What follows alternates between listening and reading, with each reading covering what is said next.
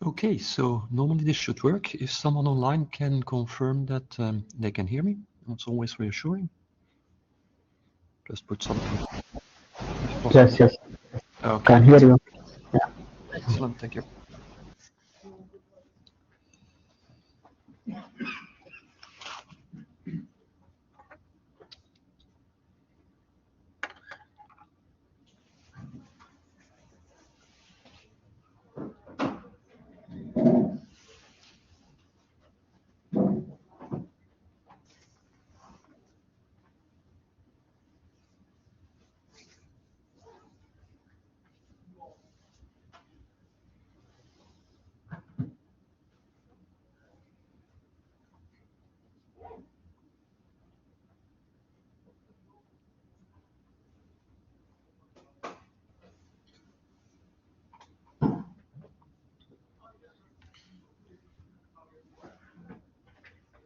I'll wait a few more minutes for people to arrive, and then we get started.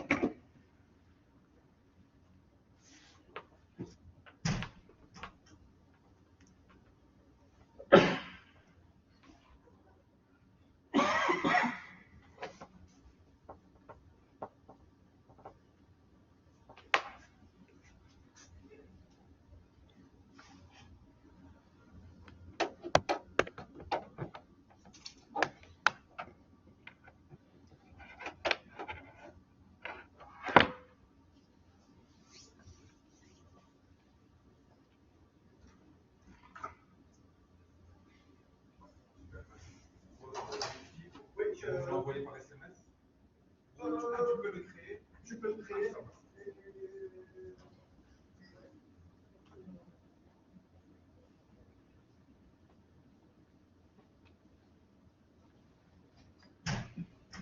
All right.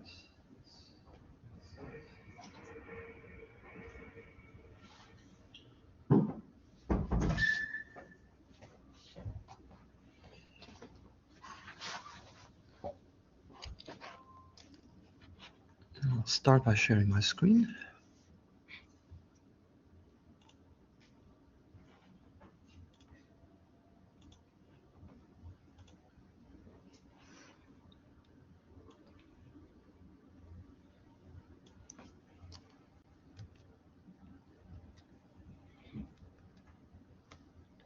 Okay.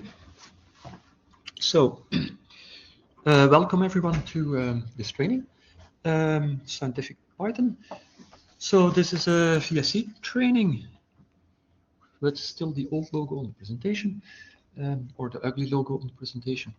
But it's also in collaboration with EuroCC, so it's a bit of an international training.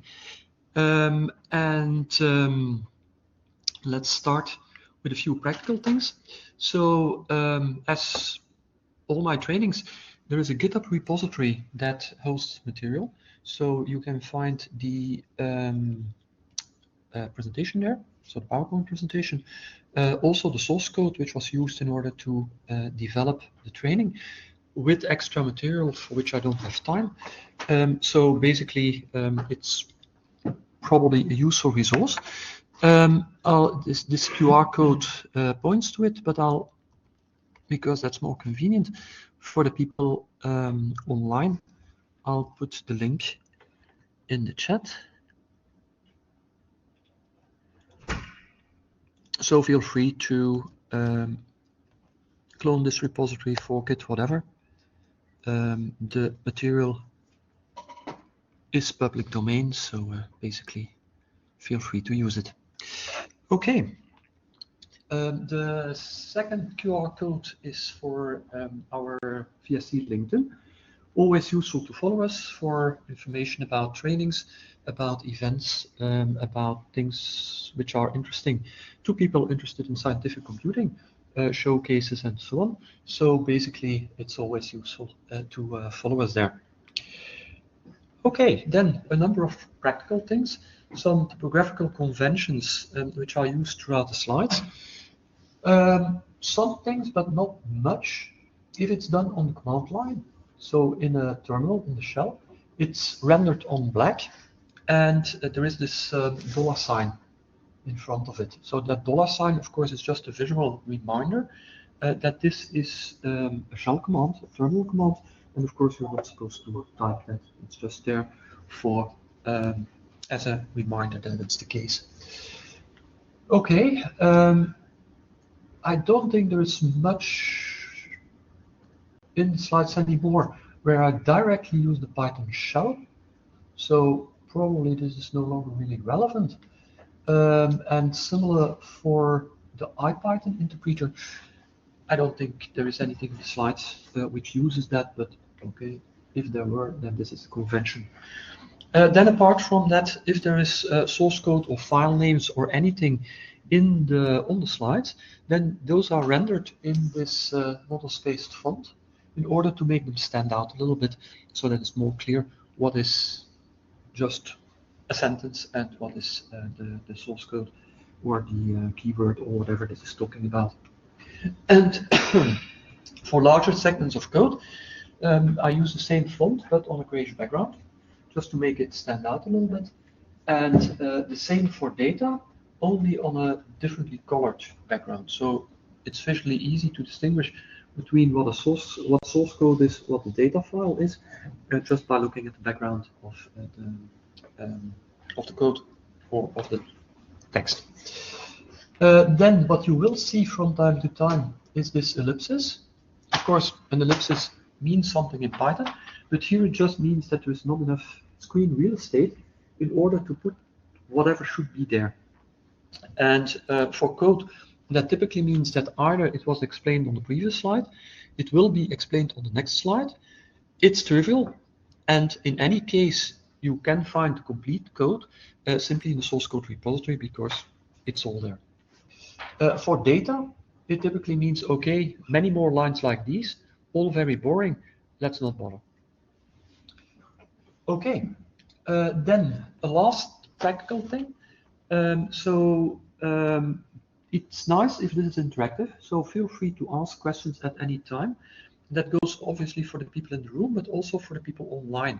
So just type your question in the chat. With some luck, I'll notice. I'll keep the chat visible at all times. So normally I see it pop up, and I'll address your question either immediately or maybe I postpone it a little bit in order to make it fit better in the flow of the training. Okay, the last practical thing, this session is recorded. The recording will be available to you, but only upon request. So I do not publish this due to GDPR reasons. As you can see, the names of the people are visible in the chat. So basically that means that I can't publish this without explicit permission. So essentially, if you send me an email, I'll send you a link to the recording. give that some time, because the recording needs to be processed in Toledo, which is the online platform I'm using. Then I can download it, then I can upload it to YouTube, and then YouTube has to process it. So it takes a while before that gets done, typically something like 2 or 3 hours before the link can be made available. So don't worry, by tomorrow it should be available.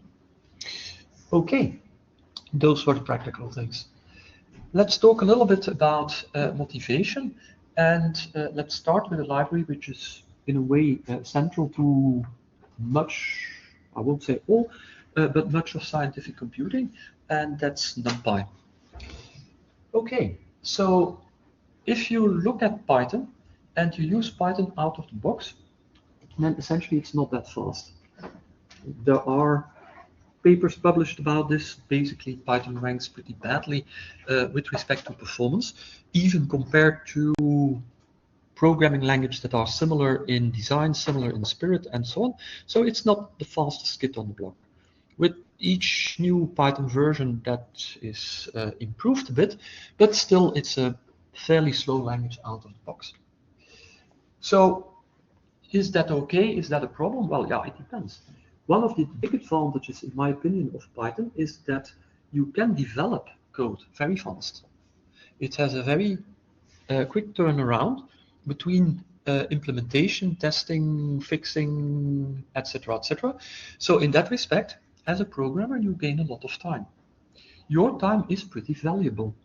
You might not realize that, but if you're spending time on programming, and that is of course taxpayers' money, which is typically spent for researchers, or that's company money somehow if you're in industry. So essentially, that is time which you should take into account as well. It's money at the end of the day. So it's quite okay, of course, to just use a Python script for one-off. It runs once. If it runs a day, yeah, it's fine. Who cares? That was one day. Meanwhile, you do something else. No one cares. It's also, of course, quite good for prototyping.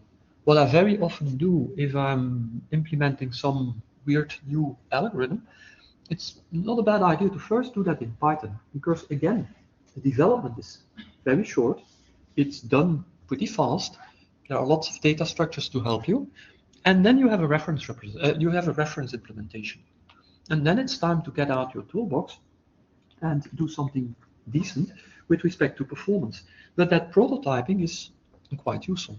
Now, of course, if your prototype takes a month to run, then you're not going to be happy with your prototype, because that's just not going to work. So performance there can, but need not, but can be an issue as well. And of course, if you have a script that you run regularly, and it has very short runtime, again, you don't care about performance. It will probably be good enough. If you run it 1,000,000 times, and it only takes 2 seconds, you're going to care again, of course. But yeah, so everything is relative, and everything has to do with granularity at the end of the day. Okay, so out of the box, Python is not a very good language for scientific computing. It's not designed to do that. It has few primitives that even allow to do scientific computing in a decent way. So basically, that is for numerically intensive tasks, it's probably not your best option. Pure Python. So basically, what do we do? Essentially, just use something that is suitable to do computations. Okay, but don't use vanilla Python. All right, so let's consider an example, and let's do some timings, because it's always easy to say, well, okay, something is slow, something is fast, whatever. But unless you quantify that, it's just woolly talk and just food for the trolls. So basically, it's better to just quantify things. So let's look at a fairly typical problem. We have a function that initializes a matrix. So basically, it will be a square matrix, and it does that by assigning random values to each of the elements of that matrix. Okay, that's the first function. The second function is a matrix multiplication. So it takes 3 matrices as arguments, and it will compute the matrix multiplication of the first two, of A and B. Okay, again, we assume that A and B and C are all square, all have the same dimension, etc., etc. This is very naive code, but okay, let's just see what happens. Just to remind you what happens here, well, basically what you have is a sum over the product of a row and a column, and you need to do that for every element of C, matrix C. Okay, so let's time that. And let's do that for sizable matrices, because at the end of the day, that's what we're interested in. This is HPC, so typically we deal with large matrices, and this is a 500 by 500 matrix, which is very modest. Okay. So basically, if you look at the timings, then it takes 1/10 of a second in order to initialize such a matrix. Yeah, whatever. It takes 32 seconds to compute a matrix multiplication of a 500 by 500 matrices. Okay. What's your gut feeling about the 32 seconds? Sorry? I think that's annoying long. Yeah, that's a little long. Yeah, that's really a little long. Of course, how do you know? I mean, you probably already have some intuition about this, but can we actually estimate what we should be able to do? Well, if we just look at that second function, so matrix multiplication, what we can do is count the number of operations we're doing. Okay, so essentially we are doing a multiplication and we're doing an addition. And this we do n times, because we're accumulating the row column product. And then we do that another n times, because of the outer loops here. So n times n times n times n to the power 3. So if I'm talking 500 by 500 matrices, okay, 500 to the power 3 is 125 million. So basically that means that in order to do all my computations, let's forget about the initialization, that is peanuts here. So basically at the end of the day, what I need to do is to do 125 million additions and 125 million multiplications. That's what I need to do. Okay. How long could that take, potentially? Well, then you need to know a little bit about how CPUs work. And so we're not going to complicate things here. We're just going to assume that we have a single core, just for convenience, and we're assuming that we're doing things pretty naively. This is just an upper bound. So in reality, it's even a bit more interesting, but let's keep it very simple. So basically, how long would that 250 million total computations actually, how long should that take in a very naive approach? Well, basically, you know that your CPU has a certain clock frequency. So it typically runs at 2.5, 2.8 gigahertz, whatever, depending on the make of your CPU. It can go up to 4 gigahertz for some rather expensive equipment, or it can go as low as 1.8 if you are concerned about energy saving and so on. Okay, that's your clock frequency. If you inverse that, then basically you get the number of operations, elementary operations, that can be executed per second. So essentially, if I've got, let's keep things simple, a 2 gigahertz CPU, then I can do 2 billion operations per second. Okay. Then the next question is, yeah, that's fine. What's such an operation? What does it do? Well, you can say, it's not quite true, but in this setting it happens to be true, that in fact I can do a multiplication in one such operations. That's not true. I'm lying to you. But if you do many of those, on average, it happens to be true, just due to how the architecture works. Not going into the details here. If you're interested in that, there will be a training on code optimization where I talk a lot about that and you get all the nitty-gritty details. But essentially, you need a cycle, just a single cycle to do an addition. You need a single cycle to do a multiplication. And in fact, on modern hardware, this operation is just a single instruction. So you only need a single cycle essentially to do an addition and a multiplication. Okay, let's forget about that. Let's stick with the two operations. So in total, I can do 2 billion operations per second. I only need to do 250 million. So basically, I should be done in, what is it, 2 billion divided by 250 million. So basically, in approximately 1/8 of a second. Depending on details, it doesn't matter. But you see that just this very naive back-of-the-envelope computation already tells me that this 32 seconds is ridiculously long. It's 1 or 2, depending on how lenient you are, orders of magnitude off.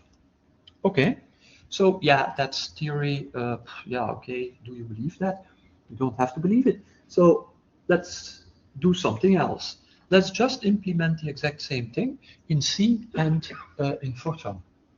So basically, if you do that in C, you see that the initialization is faster. It's, let's say, 2/100 of a second. So it's a factor of 5 something faster.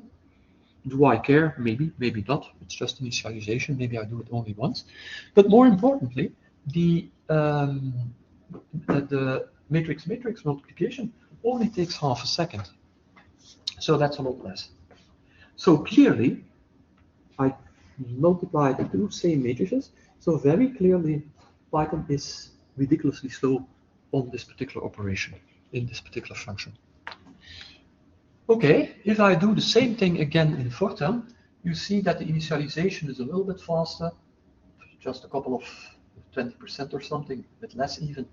But the matrix-matrix multiplication goes down to almost 1/10 of a second, a little bit more, but okay, let's say 1/10 of a second. So that actually gets quite close to our computation.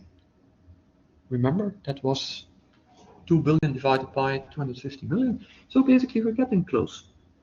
So apparently, our back-of-the-envelope computation is at least a reasonable upper bound for what we can do using decent tools. Let's phrase it that way. Okay, now it's useful to think a little bit about why Python is slow. Because it's, of course, important to understand that before continuing and saying, well, okay, yeah, but you shouldn't do this, you should do something else. Let's first try and figure out why this is such a slow operation. Any ideas? What's going on here? Because it interprets line by line, but in C and Fortran, you compile it once and you just run the executable. Yeah. So basically, one answer could be this is an interpreted language. So basically, it's run line by line, and yeah, that's inherently slower than generated code by a C or Fortran compiler that just does the analysis of the code just once and then essentially executes the thing. That is one explanation, but I would say, yeah, but on the other hand, actually, Python is also going to compile. It's going to do that in the PyCache directory, and essentially it's going to create a PIC file, which is essentially compiled Python code. So it's true to some extent, but it's not the full explanation. There is a more important aspect here.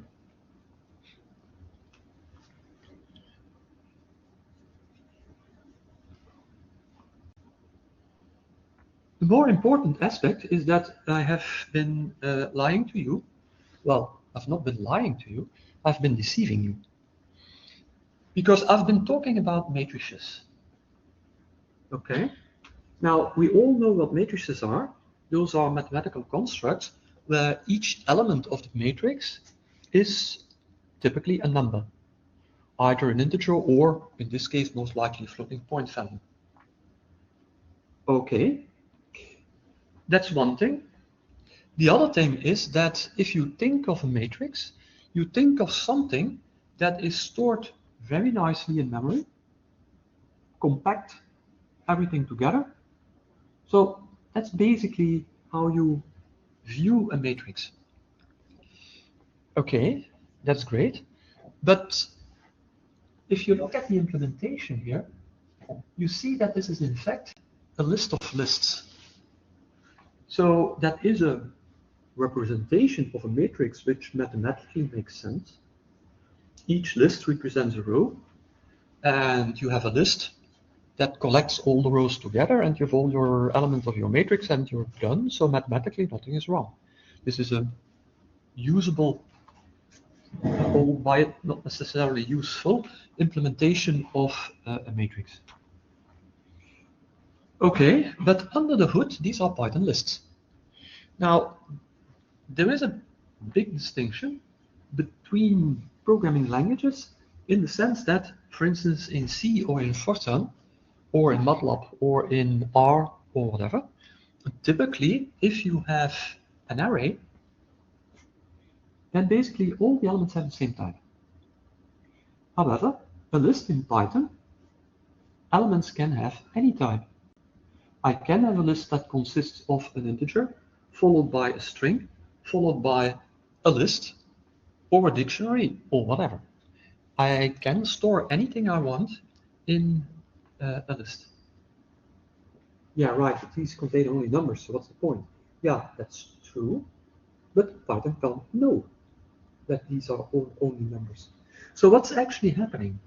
Well, let's start.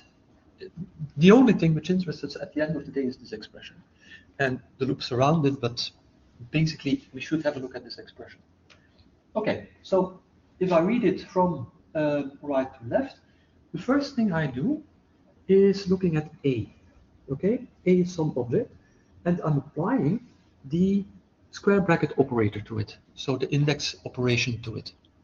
Okay, so can this happen? Yes, because A is a list. So yes, I can use square brackets here. Okay. Then there is this I. Is I something that is a decent index? Yeah, because it's an integer. That's good. That's very reassuring. But then we also need to check whether I is in the correct range, because lists in Python will do range checking. So basically, is this I in the interval minus length of the list up to and including length of the list minus 1? That's a valid index. Is that the case? If yes, let's proceed. Okay, so then after a couple of checks, we have AI. And then we're again applying this square bracket operator. Okay, so the question is AI something I can index? Yes, because it's a list. Okay, K is an index, blah, blah, blah, blah, blah, same checks. Okay, we've done all that, and then we repeat the same thing for B. Okay, then we have done all that, and then we're left with a multiplication operator. Okay, can I actually multiply AIK by BKJ? Yeah, because both happen to be numbers, floating point numbers, whatever. But yeah, I can do that multiplication. Okay, then we have to do again the same thing for C. We have to check whether we can add, etc., etc. So the problem is all this checking. And given the data structure being a list of lists, this needs to be done all the time, because Python has absolutely no way of knowing that that list is actually just going to contain floating points. Well, okay, that list is going to contain lists that are all equally long, and that all contain floating point values. Python can't know, so it needs to check, so it's slow. So that's the real reason why this is suffocatingly slow, depressingly slow, and so on. Okay, so doing these back-of-the-envelope computations can give you a decent, let's say, a decent estimate for how long your code potentially could take, and then compare that to what you measure with your code. Then you have an idea of what's the potential speed up of your code. Okay, however, this is of course naive, so don't do this at home. It's not a good idea, certainly don't do it at work. So basically, that's why libraries have been developed, and one of them is NumPy. So NumPy gives you quite a lot of things. Basically, the most important part, in a way, are arrays. So it gives you a data structure. Most libraries give you two things: data structures and algorithms. So it gives you a data structure, and the data structure is an array. And that's an array in the mathematical sense of the word, let's put it that way. So basically it is something that is what you imagine an array would be. So all elements have the same type, the storage is compact in memory, etc., etc. I'll come back to that detail later on. But that's the crucial thing here, that essentially you get a decent data structure. So under the hood, all this checking is no longer necessary, because the NumPy library can assume very safely that the data is of the same type and contiguous. So you don't have to bother with all that checking stuff. And by the way, NumPy is implemented in, okay, I don't know, either C or C++. I'd have to have a look at it. Whether it's C or C++, I don't know. But anyway, it's going to do a number of these operations pretty efficiently implemented in C.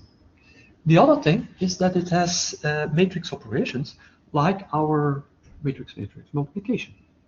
So it could implement something like on the previous slide. However, that's really a bad idea. I mean, don't write your own matrix multiplication. Always use libraries. Why? Because people have spent decades, literally, on developing and optimizing efficient algorithms for matrix multiplication and other operations. So if you can build upon all that work that has been done for you, then basically that will, of course, speed up your code considerably. And the library, with capital L, which is typically used for these matrix operations. Let's not call it matrix, there are also others. But for these matrix operations is BLAS, so basic linear algebra, subroutines, if memory serves. So basically that's a number of matrix operations which are implemented very efficiently. At least you hope. Because for this, NumPy actually relies on third-party libraries, and that can be a number of things. That can be OpenBLAS plus LAPACK, or it can be Intel's MKL. There are some other options, but those are the two main ones. So essentially that means that if you have a Python environment and you use NumPy, it's always a good idea to check which BLAS library is being used under the hood. Because if you see somewhere NetBLAS, then you're going to be unhappy. Because NetBLAS will work, but it's a reference implementation. So it's going to be quite slow. And with quite slow, I mean it will be an order of magnitude slower. So it's not a good option. But typically, an environment that is set up reasonably will actually contain either OpenBLAS or MKL, depending on what your source of, what your channels are in setting up your environment. So that's pretty important. There are also some other algorithms, a little bit of linear algebra. So quite a lot of linear algebra is not in NumPy. We'll discuss that later, but a little bit is in there. I'll show you. Also fast Fourier transform is in there. A number of mathematical operations, mathematical functions defined on arrays. You'll see that that is also quite important. There is a lot of pseudo-random number generation stuff in that library, all kinds of distributions, so it's pretty rich in that respect, and a little bit of statistics. And if I say simple statistics as a non-statistician, that means very, very simple. So for statisticians, this is like, okay, what you typically see in secondary school. So yeah, well, because NumPy is not designed for that. We'll talk about that later. Okay, so let's rewrite our code. We had two functions, we still have two functions, but they have been re-implemented using NumPy under the hood. Essentially, it's a bit stupid because basically this init matrix function is now just a single function call, and it's going to generate a random matrix with a uniform distribution of real numbers between 0 and 1, and I get a square array, well, a two-dimensional array with n rows and columns. Okay, very easy. And then my matrix-matrix multiplication is essentially just A at B. So the at character has been co-opted in Python in order to represent matrix-matrix multiplication. Okay, so if we time this, things get interesting. We stick with our 500 by 500 matrices, no change there. You see that the initialization now is pretty fast. So we got down to 0.011 seconds. So that's on par with the Fortran code, approximately. And you see that the matrix-matrix multiplication, which is the most interesting one, is now essentially less than 1/10 of a second. So this is now, at this point, faster than Fortran, because Fortran was 0.11 seconds.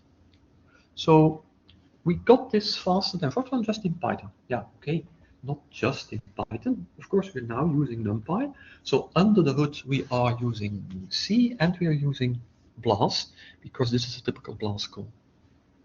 Okay, so that's pretty good. So essentially that means that we went down from 32 seconds to less than 1/10 of a second. And that is a speed up of 415. So if your script with NumPy would take an hour, feel free to calculate the number of hours required. Well, okay, that's pretty simple. The number of days required by the original, and that would be over, well, somewhere around 20 days. So yeah, this is a significant speed up. And I would argue that on top of speeding things up, programming also got a lot easier, because if you compare the number of lines, then basically that's much less. That's one advantage. Why? Because typically the number of bugs in your code is linearly proportional to the number of lines in your code. So less lines means less bugs. Unless you make your lines so complicated that you don't or hardly understand them, and then it needs more bugs in Python. But okay, regardless. So basically, that's your actual speed up here. So pretty impressive. Of course, I'm a big Fortran fan, so we should compare apples to apples. If I use BLAS from within Fortran, I even get a bit faster. So basically, I'm still, I don't know, a bit less than, well, like 15% faster in pure Fortran with BLAS. Okay. So as you can see, although Python by itself is very slow, if you use right libraries, actually it can be very fast. Okay, so let's talk a little bit about NumPy. The core of the thing is the data structure. So the core data structure in this case is a multidimensional array, or what is called the NumPy an ND array. Okay, and you can create them in many ways. If we want to use NumPy, we always import NumPy as NP. That's convention, and I would very, very strongly encourage you to follow that convention because everyone is doing so. If you look something up on Stack Overflow or you ask ChatGPT, whatever, it will always import NumPy in this particular way. So yeah, it's just convention, just do that. It makes your life easier. Okay. So we can create arrays in a variety of ways. So all of these three here are going to create one-dimensional arrays. In this case, each time of 3 elements. So you can guess that NP zeros is going to create you an array with 3 elements, all set to 0. Same for ones, except that of course the elements will be 1, and empty we'll talk about later why that makes sense. Okay, so that's a very easy way to create a number of one-dimensional arrays.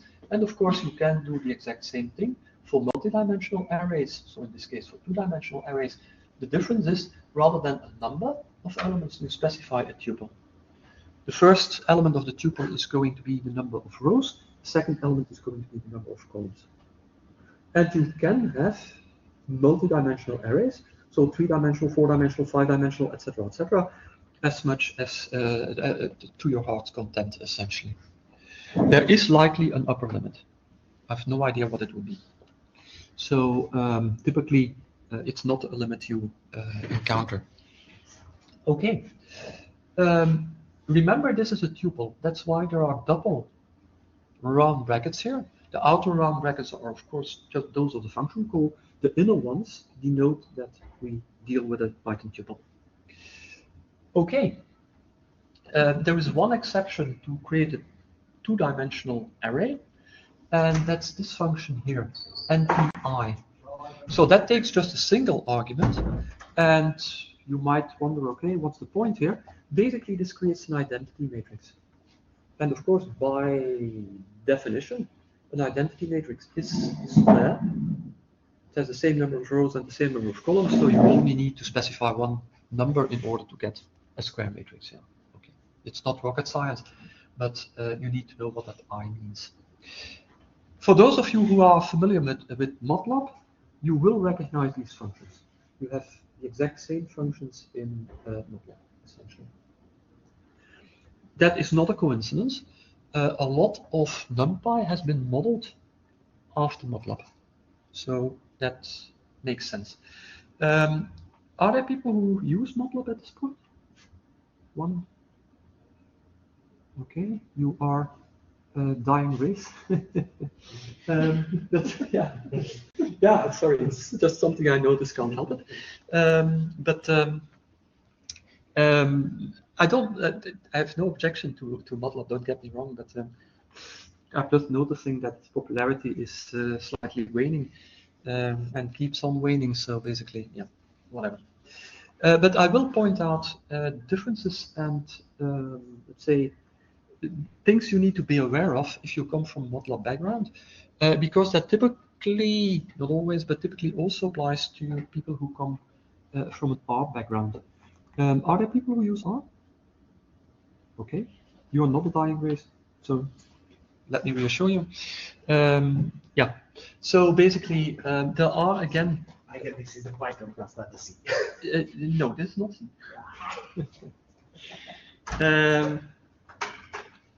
Okay. That took suspiciously long to realize. Okay, let's not go there. Whatever. Okay. Now, one of the things you might realize, okay, what are the elements of this thing? Because, yeah, I just do something and you get something, and what is it? Essentially, what you get is an array with float elements. So this float is not your Python float, it's a NumPy float, but essentially it has the same semantics in the sense that it's double precision floating point number. We will get to types later on in much more detail, but just a quick note here. Mostly, unless you specify differently, what you get from NumPy is an array with floating point values. That is something that you need to realize. There are some traps for the unwary. There are ways to get, without analyzing it, integer arrays. I'll show you later on.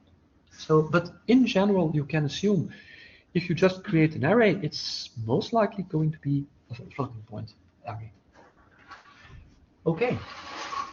There are different ways to create arrays. For instance, random arrays. We already saw the example. So in the random package, random module in NumPy, there's quite a number of functions to create arrays with elements according to various distributions.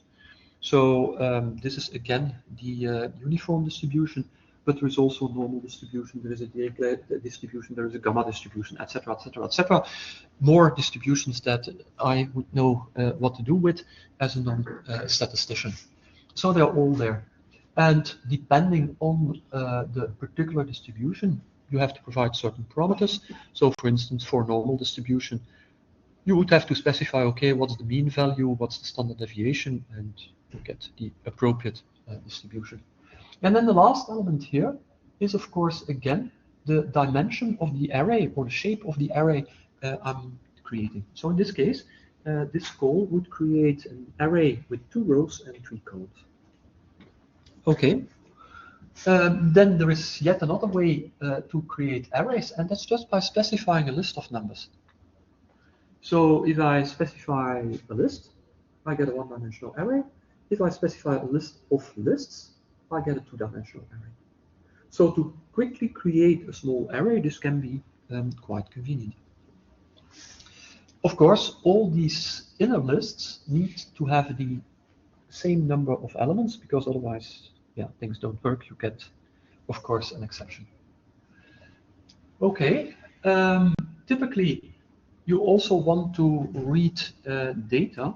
So, in my opinion, a very convenient and very powerful function to do that is gen from text.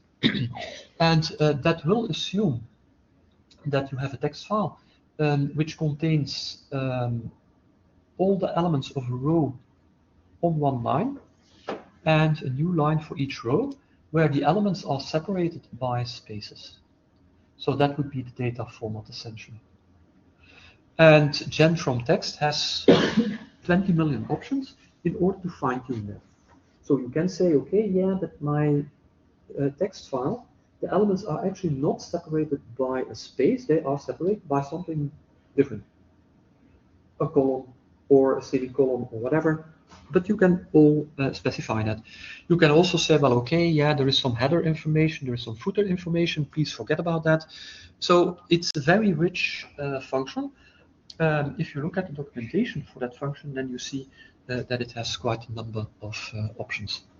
So typically, this is my go-to function to read text. We'll discuss that in a bit more detail later on as well. Okay. Yet another way is to create arrays according to some, in this case, rather trivial description. So you are familiar with the range function in Python. So you know you can specify a start value, an end value, an increment, etc., etc. And you know the semantics. So basically, if I were to have, let's say, range 2, 9 with step size 3, then I would get the value 2, I would get the value 5, I would get the value 8, and we're done. If I would have 1, 5, I would get 1, so no increment, increment by default is 1. I would get 1, 2, 3, 4. So the end value is not included in the range function. So that's the standard semantics of the range function in Python. So NumPy has a simple function which is called a range, and that has the exact same semantics. So you specify a start value, in this case -1, you specify an end value, in this case 1, and you specify an increment 0.25. So the value 1 is not going to be included in your array. So I will get -1, -0.75, -0.5, etc., etc. 0.75, that's it. So that's the semantics of a range. Okay. This should make you a little bit suspicious.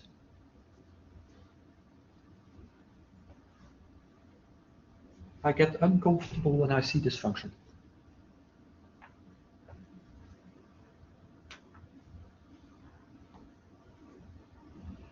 Because this does something that is potentially tricky, and that is that it is actually checking, in a way, for equality or difference of floating point numbers. And that's something that can bite you, because obviously, as you know, if I do a computation on floating point numbers, that is not going to be exact. That is going to be subject to round off, because I have a finite precision. If I do double precision arithmetic, that means I have 15 digits of precision. So clearly, I can't represent I can't represent all real numbers. Now, real numbers in the mathematical sense of the thing, if you look at it from a different perspective, you've got a double precision value that's stored in 8 bytes. Okay, that's 8 bits, so that's 2 to the power 64. So that means that the number of floating point values that you can represent is 2 to the power 64. That is a lot, but that is absolutely not infinite. So yeah, you see that there is a problem. So now, in this case, what I'm doing is I'm taking a value and a starting value, and I start to increment this. Each time I increment it, there will be a small round-off error. So it might be, depending on this round-off error, that I get either one value more or one value less, depending on the exact values and the round-off that was accumulated during this computation. So this is a bit tricky. You might think, okay, I get an array of 10 elements, but you might actually get 11 due to round off. So that leads to bugs at runtime which are unpleasant, because all of a sudden you, for instance, do a matrix operation. For instance, you add 2 matrices, and yeah, it can't be done because they are different shape, they're different size. Why? Because this arrange did something weird. Well, it didn't do something weird, it did what you asked it to do, but you asked to do it something weird. So yeah, be careful. With arrange, you may run into that type of issues. Okay, so there is another function which in many cases I prefer, which is linspace. And again, that's one which you may remember from MATLAB. So linspace is going to do something similar, but it has different semantics. So it takes, again, a start value, it takes an end value, and it takes the number of points I want, the number of elements in my array I want. So this is the array size, and it's definitely going to be 9. Regardless of round off, no one cares, it's going to have 9 elements, guaranteed. And the semantics is also different in the sense that it will contain the last value. So this is an array that will actually contain 1, guaranteed. It will always contain the start value and the end value. So that's the difference between, well, 2 differences essentially between linspace and arrange. So if you can use linspace, it's the safer option due to this round-off thing. Of course, this round-off thing is typically not going to bite you unless you're at the fringes of the precision which double precision allows. Something to keep in mind. Okay, so I already mentioned data types. By default, most stuff is double precision, but you can specify different things. You may have an array completely consisting of integers. And then, as you can see, there is a lot of choice. There's NP int 8, int 16, int 32, and int 64. So the numbers here represent the number of bits that are used to represent that particular integer. Okay, so NP int 8 means an 8-bit integer. Okay, that means I can represent 2 to the power 8, so 256 different values. Okay, in practice, that means minus 128 up to 127 inclusive. All right, then for 2 to the power 16, we've got the same thing, minus, what is it? 16,000, I think, up to 16,000. I hardly ever use int 16, so I don't know the numbers by heart. Int 32, that is from minus 2 billion to 2 billion. So basically each time minus 2 to the power 31 up to 2 to the power 31 minus 1. So that's basically how you compute that. And then 64, of course, is for very large integers. Okay. Apart from these signed types, you also have unsigned types. So for each of the NP int, you have a corresponding NP uint, unsigned. So that means I've got, again, 8 bytes if I have an NP uint 8. Okay, so that allows me to store values between 0 and 255. Similar for the others. So for instance, NP uint 32 allows me to store values between 0 and 4 billion. So 2 to the power 32 minus 1. Okay, so these are my integer data types. And now you might wonder, okay, why do we bother? Why on earth do we have 4 different types to store the same thing, integers? What's the point here? Memory limitation. Sorry? Memory limitation. For example, for my work, I use during the computation, my memory usage become 100%. Sometimes I need to use the int 32. Yeah. Something like that. Yeah, exactly. So basically, what is rather expensive is memory. Well, expensive in the sense of it's a resource which is very finite. If you look at your laptop, you may have 16 gigabytes of RAM or 32 gigabytes of RAM if you spend a lot of money, but that's it. Once it's full, you stop, it is going to crash your computation, and there it ends. So you have to use memory sparingly. And then, of course, suppose that you are representing values that are certainly not going to be larger than 5 million. Okay, why would I use 64 bits when I can happily, very happily accommodate that in 32 bits? It just takes half the memory. Okay. And yeah. Just one question in it might be useful for others. I already asked you that during, for example, during the computation, for a very long simulation codes, how do we know that we use either 64 or 32? I think you told me the only way is the trial and error. I mean, No. one time. No, you can just ask what the type of an array is. You can always ask that because it's determined by the type of the array. And you can set that explicitly. And if you need to check, you can check it explicitly. It's the D-type attribute of an array. Let me show you.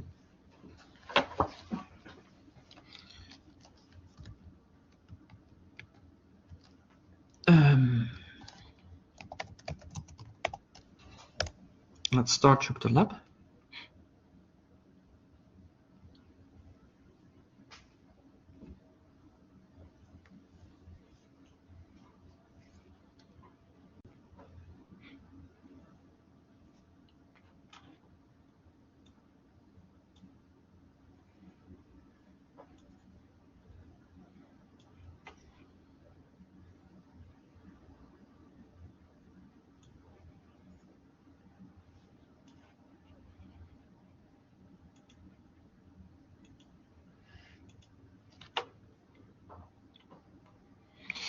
Okay, so import NumPy SNP, and I also if I don't type NumPy, nothing is going to happen.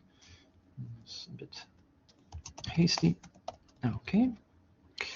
All right, so import NumPy SNP, and then let's create an array. So let's say array, without much imagination, array A. And let's create our array. Okay, so one of the things I can do, I can check the type of this array. So that's the dtype attribute. And as you can see, it is float 64 normally. So basically that's double precision. Okay, now let me do this a little bit differently.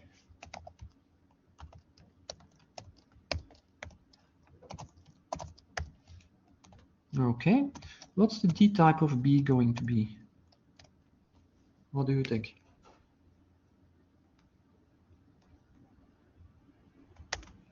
It's going to be integer. It's an int64. So this is one of the places, let's put it that way, where NumPy tries to be clever, or is clever, depending on your point of view. But you might think, okay, this is the same thing. No, it's not. Because what NumPy notices when I call array, the array function with a list, is that this list consists entirely of integers. So it's going to pick int 64 in this case as the default dtype. So that's a little bit tricky. So in general, and this has as such nothing to do with NumPy, but it happens to be very useful in the context of NumPy. In general, when I'm programming, in whatever language, doesn't matter, when I want to specify a floating point constant, something like 1.0, something like 5, something like 13, I will always write it as 1.0, 5.0, 13.0. Why? Well, for me, essentially. On the one hand, for the compiler on the other hand in some languages, but basically I make it very clear that this thing is a floating point value. And that's just a visual reminder that that is the case. I don't need to look at the type. I know this is a floating point value. And I know that I intend to use that value as floating point. So I consider that in scientific programming good practice, regardless of what you're using, regardless of your programming language, regardless of what you're doing. I consider it just good practice because it really makes it clear in your code that you are intending a value to be floating point. Very easy visual reminder. Yes, it's 2 extra characters, I know. But in my opinion, it's worth it. And of course, in NumPy, it's definitely worth it because inadvertently, I created an array of integers rather than what I might have had in mind, an array of floating point values. Okay, if I just use this small mnemonic, it has the side effect that I will get the data type I intend, rather than something that NumPy is clever about and does something I might not expect. And by the way, the same goes for a range. So if I do C is NP range, I don't know, 1, 5, 3, whatever. The deep type is again going to be int64. Okay, so this just to show you that you have to be a little bit careful when you're using NumPy. Why do you care? Because yeah, it will work, won't it? Yes, it will work, no problem. If inadvertently one of your matrices happens to contain integer values, yeah, fine, it's going to work. Only it's going to be slow, because if you do a matrix-matrix multiplication, one matrix has dtype float64, the other matrix has dtype int64, each of those matrix elements needs to be converted from int64 to float64, and that takes time. So you will slow down your computation considerably. So that's why it's important to take into account the types of what you are producing, and also to be a bit on your guard that intermediate arrays all have the appropriate type.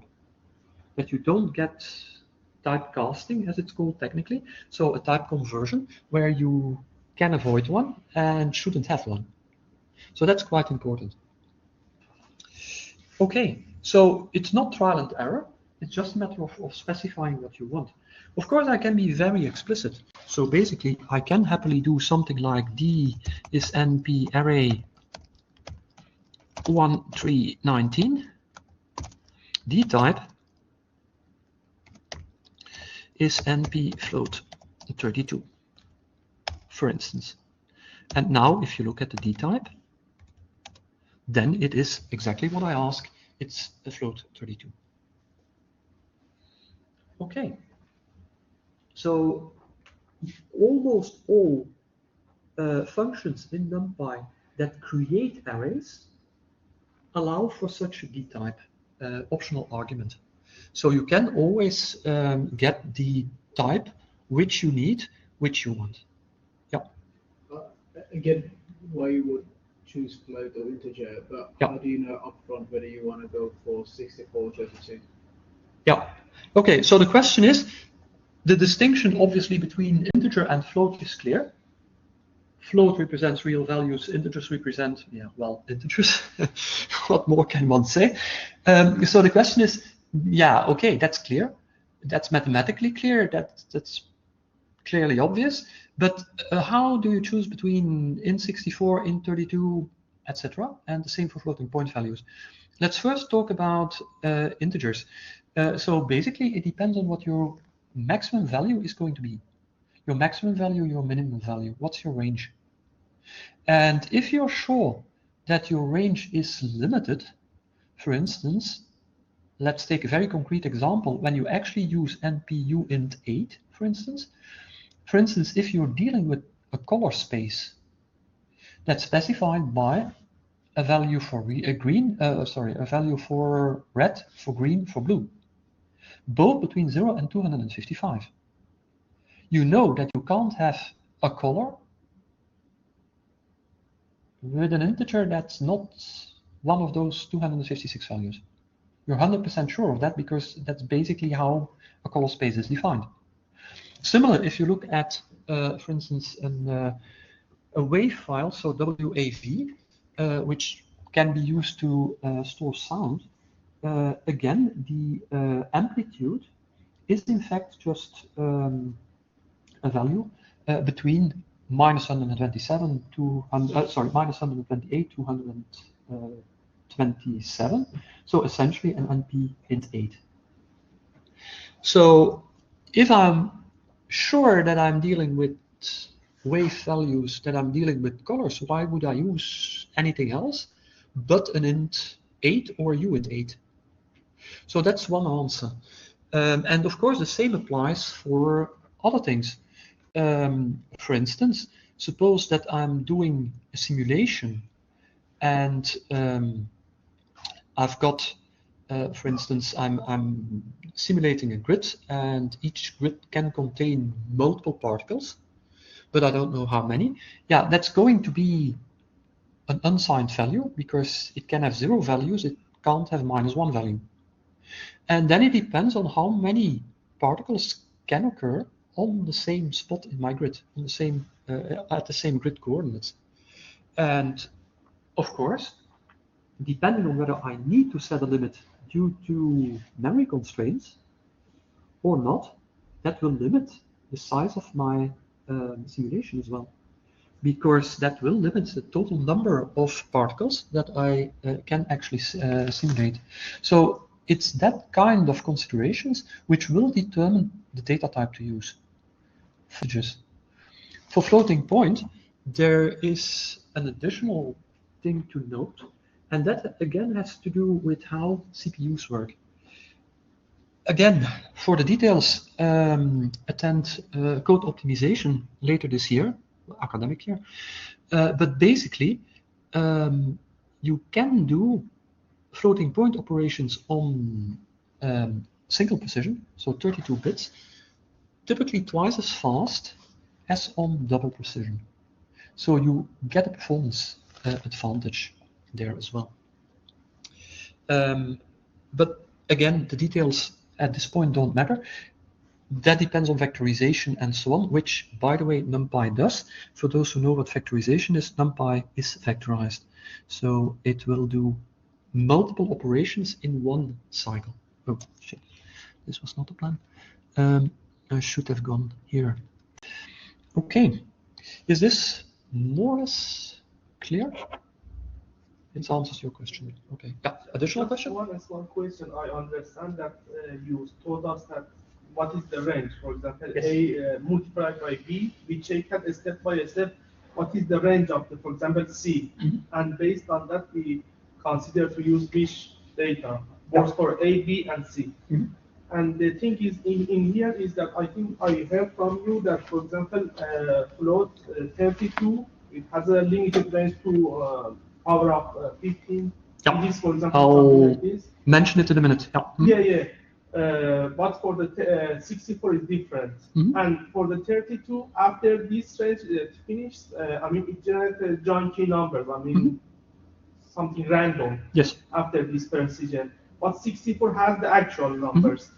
When we want to multiply 64 with 32, both of them are downsampled to the 34, or we get something like very, I mean, those random numbers multiplied to 64 and get the output as 64. That's the question.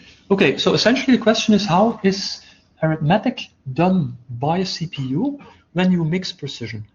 That's the very short reformulation of the question.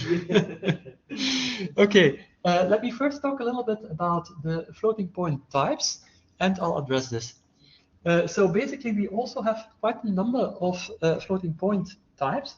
We have NP float 16, 32, 64, and 128. Okay, so the ones which you are likely familiar with is float 32 and float 64. Float 64 is double precision, and that's the same type as Python has as Python's float. That is also double precision. In Fortran, that is double precision. In C, that would be double, etc., etc. Okay, so yeah, right, double. Okay, what does that mean? Well, basically, it means that you have a precision of 15 significant digits. So that's all you got. And the largest number that you can represent is 10 to the power 308. The smallest number, just larger than 0, is 10 to the power minus 308. Okay, so that gives you a little bit of a feeling for the range of double precision. Single precision, on the other hand, has, depending on how you count, 6 or 7 significant digits, so a bit less than half. That's why it's single rather than double. And the largest number you can represent is 10 to the power 38. The smallest non-zero, well, the smallest number larger than 0 is 10 to the power minus 38. So basically, it has a smaller range and it has less precision. Okay, now to arithmetic. If I multiply or do an operation, whatever it is, whether it's an multiplication or it is addition, whatever, on two single precision numbers, the computation is done in single precision, and the result is going to be single precision. That's how it works. Okay, now, if I have a single precision, and I multiply that by a double precision, the single precision is going to be promoted to a double. The operation is going to be done in double precision. And then it depends. What do I do with the result? Either I assign the result to something that is double precision, or to something that is single precision. If it's the latter, then of course the double precision has to be converted into single precision. So then you would have two conversions. One for the operand, the single precision operand to double precision, and another for the double precision result to the single precision result. So two operations. If you've got two conversions, if you've got an operation on two double precisions, it's just done in double precision. That's it. Okay. So that's basically the rules. So now, for the root of your question, the root of the question was, okay, when you do sometimes a computation in single precision, you might end up with garbage. Okay, the reason might be twofold. There are different types of garbage. If you get a number of entries in your matrix, for instance, that or in your results that are infinite, then that just means overflow. That means that you're outside of the range of this 10 to the power 38. Simple. And the IEEE standard, what is it? 700 and something, 31 or whatever, I don't quite recall the exact number, says exactly what should happen in that case. So all of this is standardized, and the right, whatever right might mean, right is whatever is in standard, whether that makes sense or not, basically will produce infinity or minus infinity, something like that. So overflow will be detectable because you will have values which are indicated as infinite. That's one thing that can go wrong. The other thing that can go wrong, and that's much more difficult to trace, infinities are easy, you just see them, period, easy, no problem. But of course, if you just get nonsensical results, why is that? That's basically because of your 7 digits. And remember, each time you do an operation in single precision, double precision, doesn't matter, you get some round off. If you do many of those on values and you keep on repeating, for instance, adding values to aggregation variable, to accumulation variable, then this round off is going to build up. And if you have only 7 digits, you don't have that much margin. So if you consider, just again, back of the envelope computation, that you will lose, let's say, 1 in the least significant digit for each operation, either it's 1 too much or it's 1 too low, okay, conservative estimate, then of course you can very easily compute the number of accumulation operations up to the point where your 5th, 4th, 3rd, whatever significant digit is going to be subject to round off, because that accumulates. So that's why one of the things that can be done that may help, but there is no silver bullet here. Let's be very clear, this is not an easy subject. But what you can do, for instance, is say, well, okay, I'm going to store my values in single precision, but I'm going to do my computations in double precision. And then I convert back to single precision. May, the emphasis very strongly on may, get rid of that kind of issue. So basically, controlling precision is something that is unfortunately quite important in scientific computations. So the simple bottom line is, if you don't have memory constraints, just use float 64. Easy. If you do have memory constraints, yeah, then you have to start thinking how to do things efficiently, and specifically, or more importantly, how to do things correctly and or acceptably to a given precision which you want to achieve anyway, or that you need to achieve. But that is very tricky, and you have to be quite careful. For instance, one of the things, if you are adding numbers, one of the things you can do is sort them. Start with the smallest ones, and then add the larger ones. There are special algorithms to do this, etc., to do that more efficiently than the naive thing I'm suggesting now. But those are things which can be very useful, and sometimes you really have to do. So yeah, that is going deep into numerical computations and that kind of control of precision. And again, there is no silver bullet. There is no advice I can give you that always applies. That's the problem.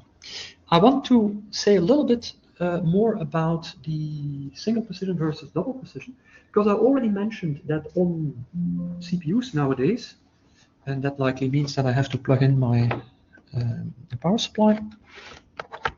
Okay. So basically, on modern CPUs, I already mentioned that multiple computations on distinct operands can be done in one cycle. It's called factorization. Again, let's not go into the details, but typically you can do, or the CPU will do 4 concurrent operations for you in double precision and 8 in single precision. So that's a factor of approximately 2.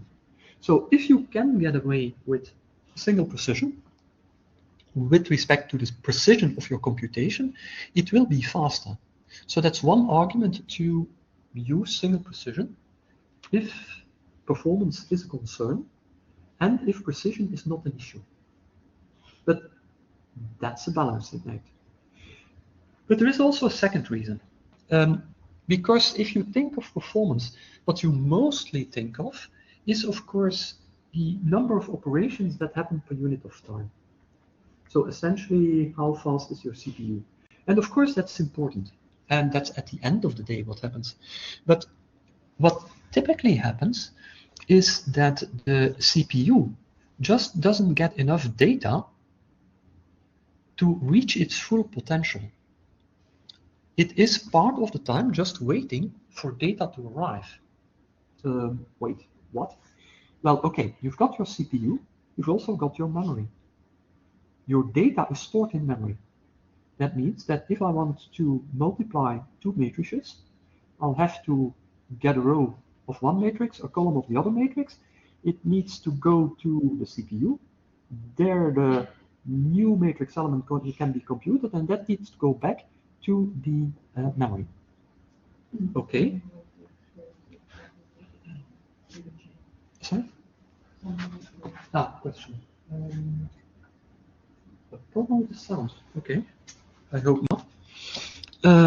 Let me see. Okay, then, sorry, probably it's a problem on your end. Maybe try to connect and...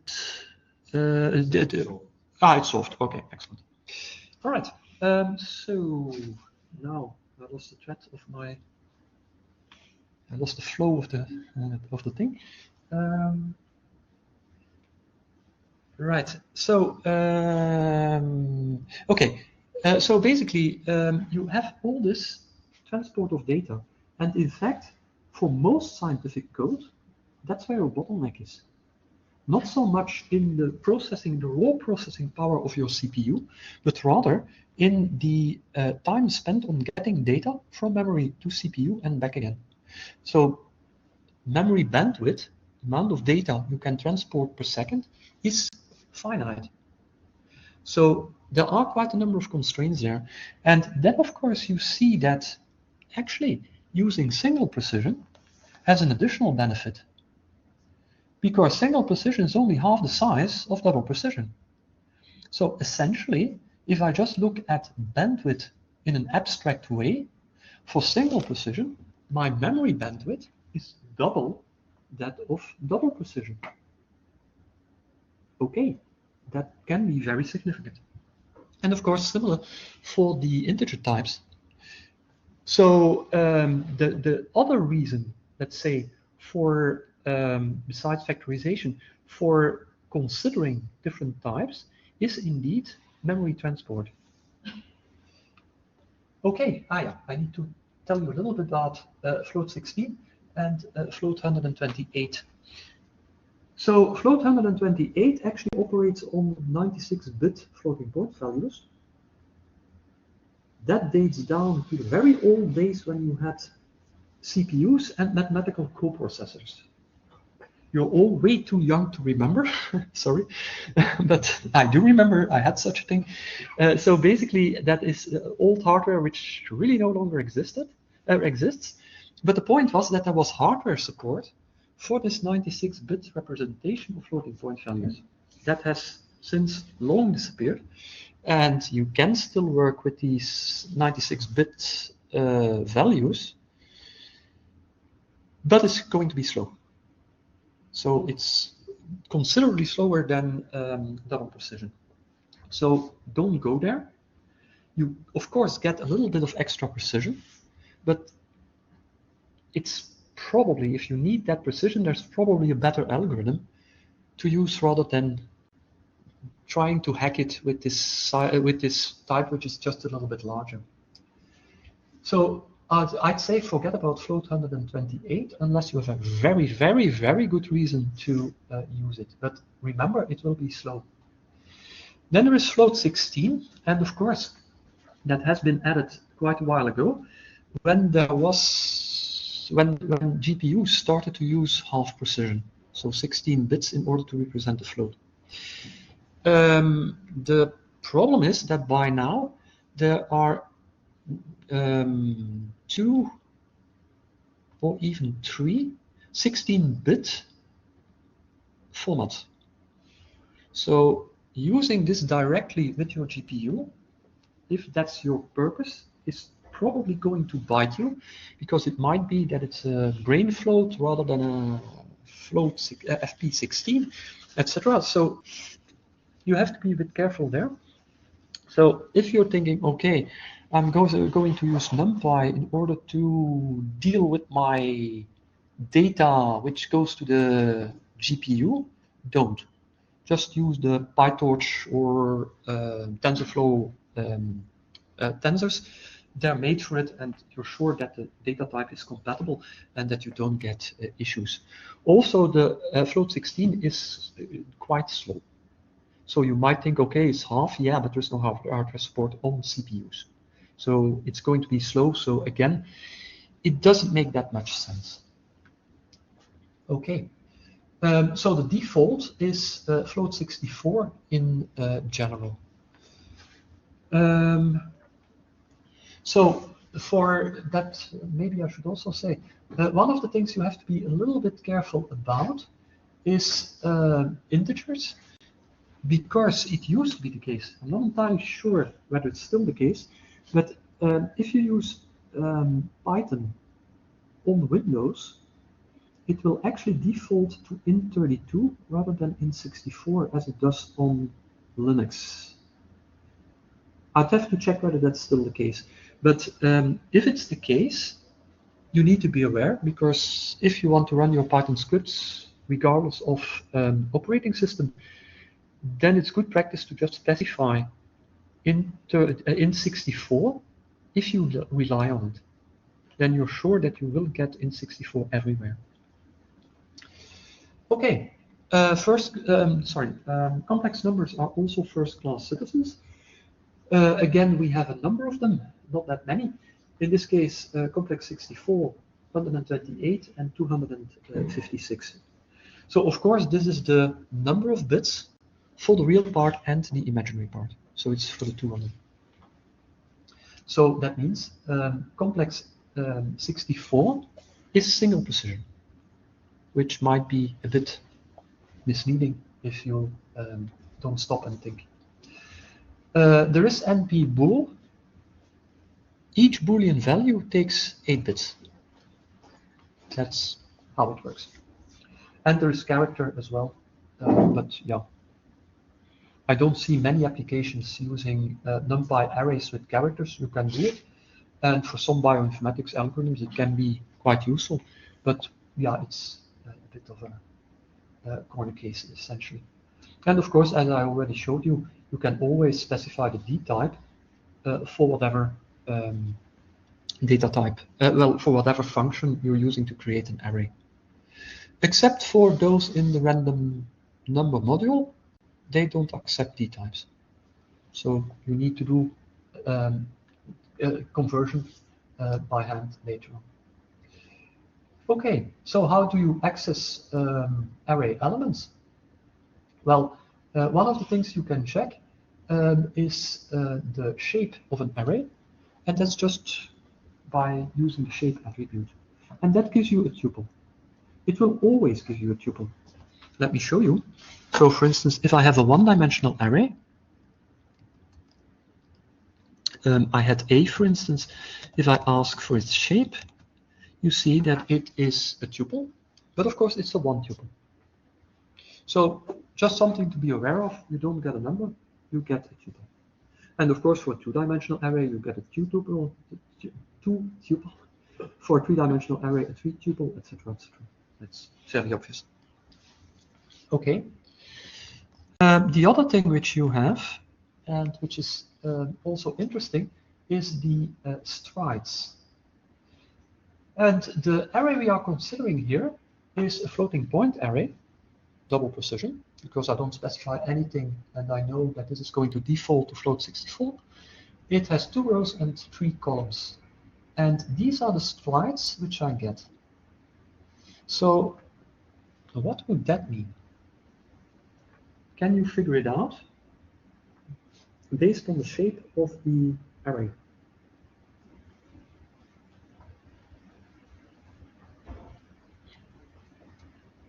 And on the D-type of the array.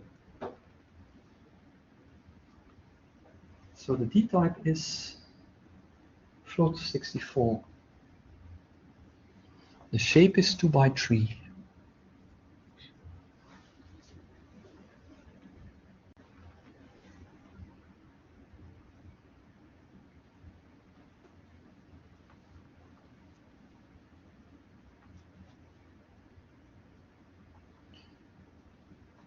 The D-type is float 64, and 64 bits are 8 bytes. And there is an 8 here. Okay. Now 24 is 3 times 8.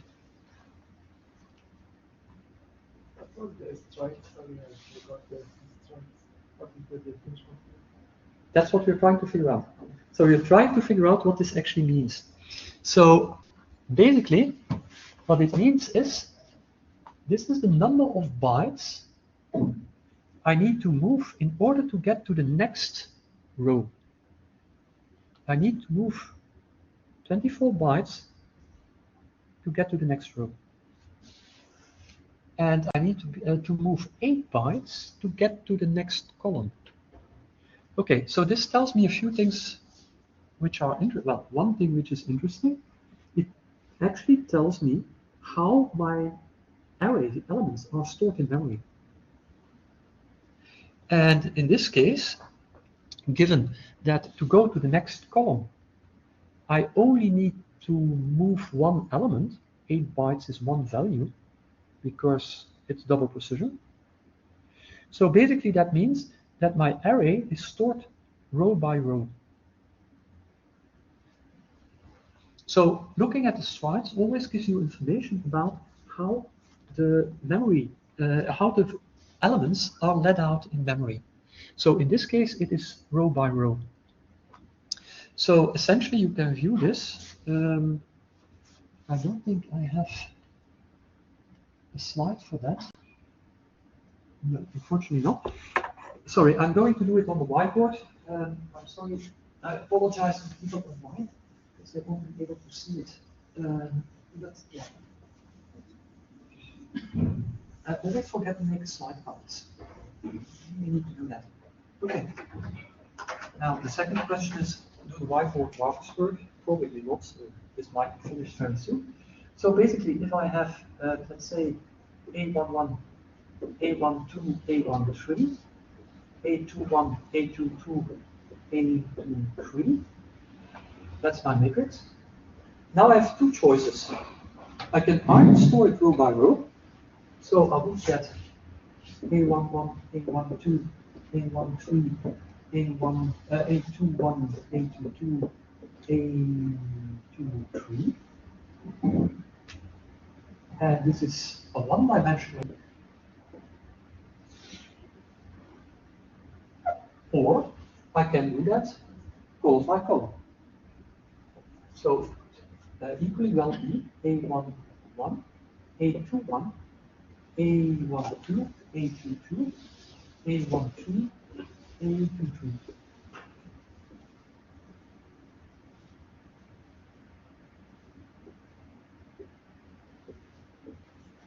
So this would be the first column, second column, third column, first row, second row.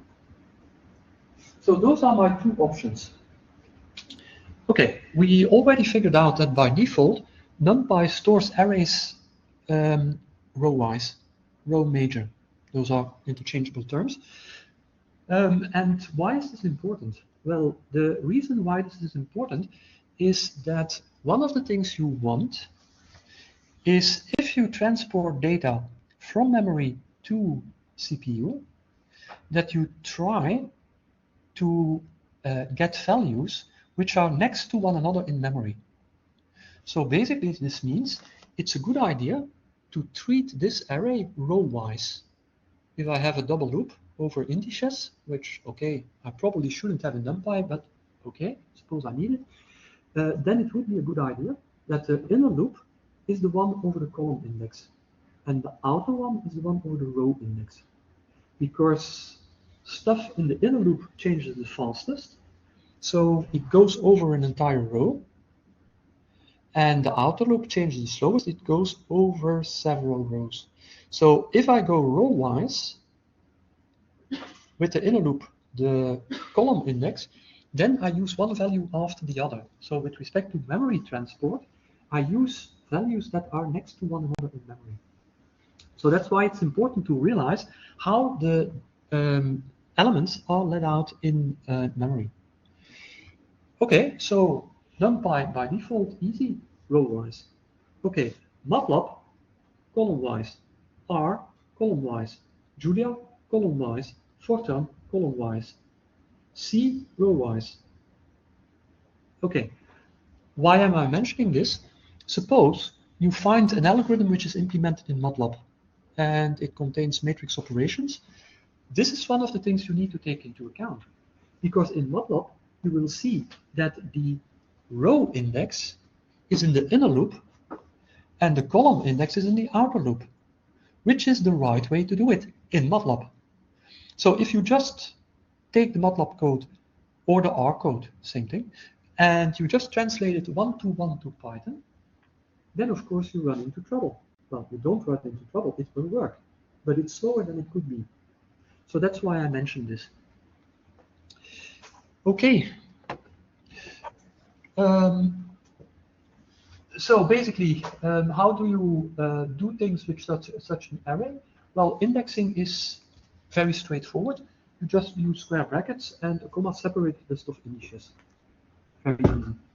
Indices range from 0 up to the length of the number of rows or the number of columns minus 1, as you would expect in Python. So of course, for the MATLAB and the R and the Julia people, that means if you're translating an algorithm, keep in mind, there you start an index by 1, here you start index by 0. So yeah, something to keep in mind. Okay, you can just get the values using this comma notation. Under the hood, this is using automatic tuple packing in Python, which is a syntactic feature that makes your code look elegant. Basically, that's the idea, in fact. Okay. Now, another thing that's pretty important, because it's also a trap for the unwary, and I can guarantee you, if you don't know, and you are in trouble and trying to debug this, it will take you quite a while. Okay, so what's going on here? Let's have a look. I create an array, and notice, by the way, I create a one-dimensional array, which then I reshape into a two-dimensional array. So the reshape function is something that does not change the values of your array. It's just going to change the shape of your array. Okay, but given what I've drawn on the whiteboard, that actually your matrix is just a sequence of numbers, a linear sequence of numbers, so nothing two-dimensional, changing this shape actually is a very fast operation. Nothing happens in memory. The only thing is your array gets a different shape tuple rather than a one-dimensional tuple which contains the value 20. It is going to have a two-dimensional tuple with the values, what is it, 4, 5. So that's reshaping is cheap. That doesn't cost anything. So that's always useful to keep in mind. So what can you do? You can, for instance, say, okay, give me the second column. Okay. How do we do that? Well, the column operator means everything. So I want all the row initials in this case. And the column index is 1. So given that we have zero-based indexing, this is the first, this is the second column. So I get all the values in the rows at the second column. Okay. Similarly, of course, for the rows. Now in this case, I fixed the row number. That's the last row. That's row number 2, and I want all the columns. So I get the third row in this case, and the result is a one-dimensional array. Okay. You can also have two-dimensional subarrays, and one of the things I can do is say, well, okay, I'm actually going to slice my array, and I'm going to assign a new array to it. So in this case, I go from the second row to the third row, from the second column to the third column. So that's 4 elements in total. And I assign an identity matrix 2 by 2 to that. So basically that means I get a 1 here, a 1 there. That's the diagonal of my identity matrix. And the 2 off-diagonal elements are 0. So these are things which you can do quite easily, and this is called slicing. So you can very easily slice NumPy arrays, and the semantics is the exact same, almost, as for lists in Python. If you know how to slice Python lists, you know how to slice NumPy arrays. Only, of course, for multidimensional arrays, you play that game in with multiple slices. Okay, so it looks a lot like list slicing, but it's not exactly the same. Let me show you just in a notebook to make this a bit more interactive again. So let me create an array, let A and B arrange. And I want integers, so in this case I don't care. I go from 1 to 21, and I reshape that into a 4 by 5. Okay, so if I show you A, you see that it's indeed two-dimensional. It has values from 1 to 20. Easy. Okay, now I consider B, and B is going to be a slice out of A.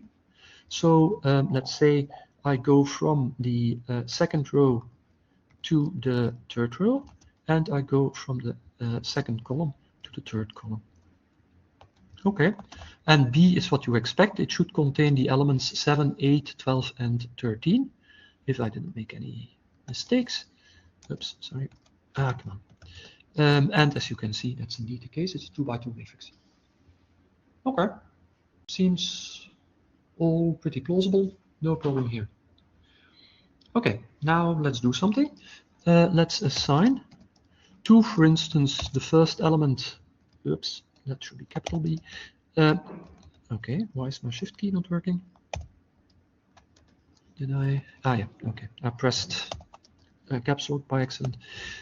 So let's take the upper left element and let's assign -5. Doesn't matter. And of course, you are absolutely not going to be surprised that now that element here is -5. Great. I don't think this deserves applause. Now, let's have a look at A. And that might be something that you do not expect, because I didn't do anything to A, but it changed. The original element, which is part of B, has also been changed in A. So B is not an independent part of A, it's a view on a part of A. So it's a view, not a thing.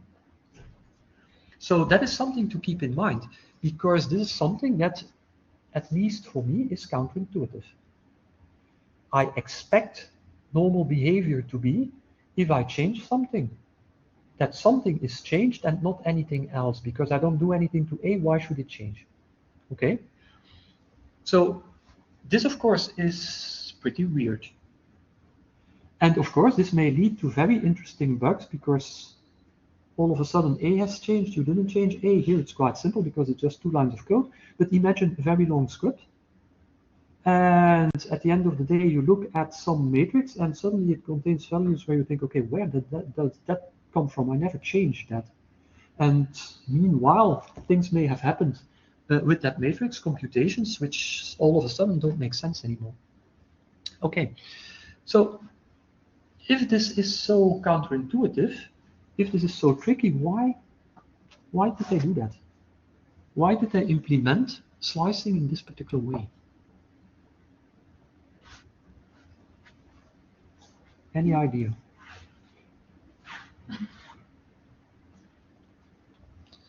There is, of course, a very good reason.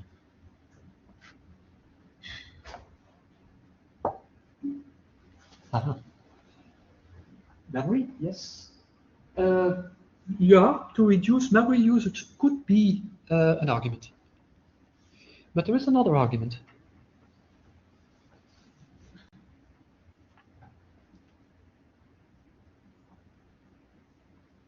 This might not be what you expect. So that's why typically people don't come up with it.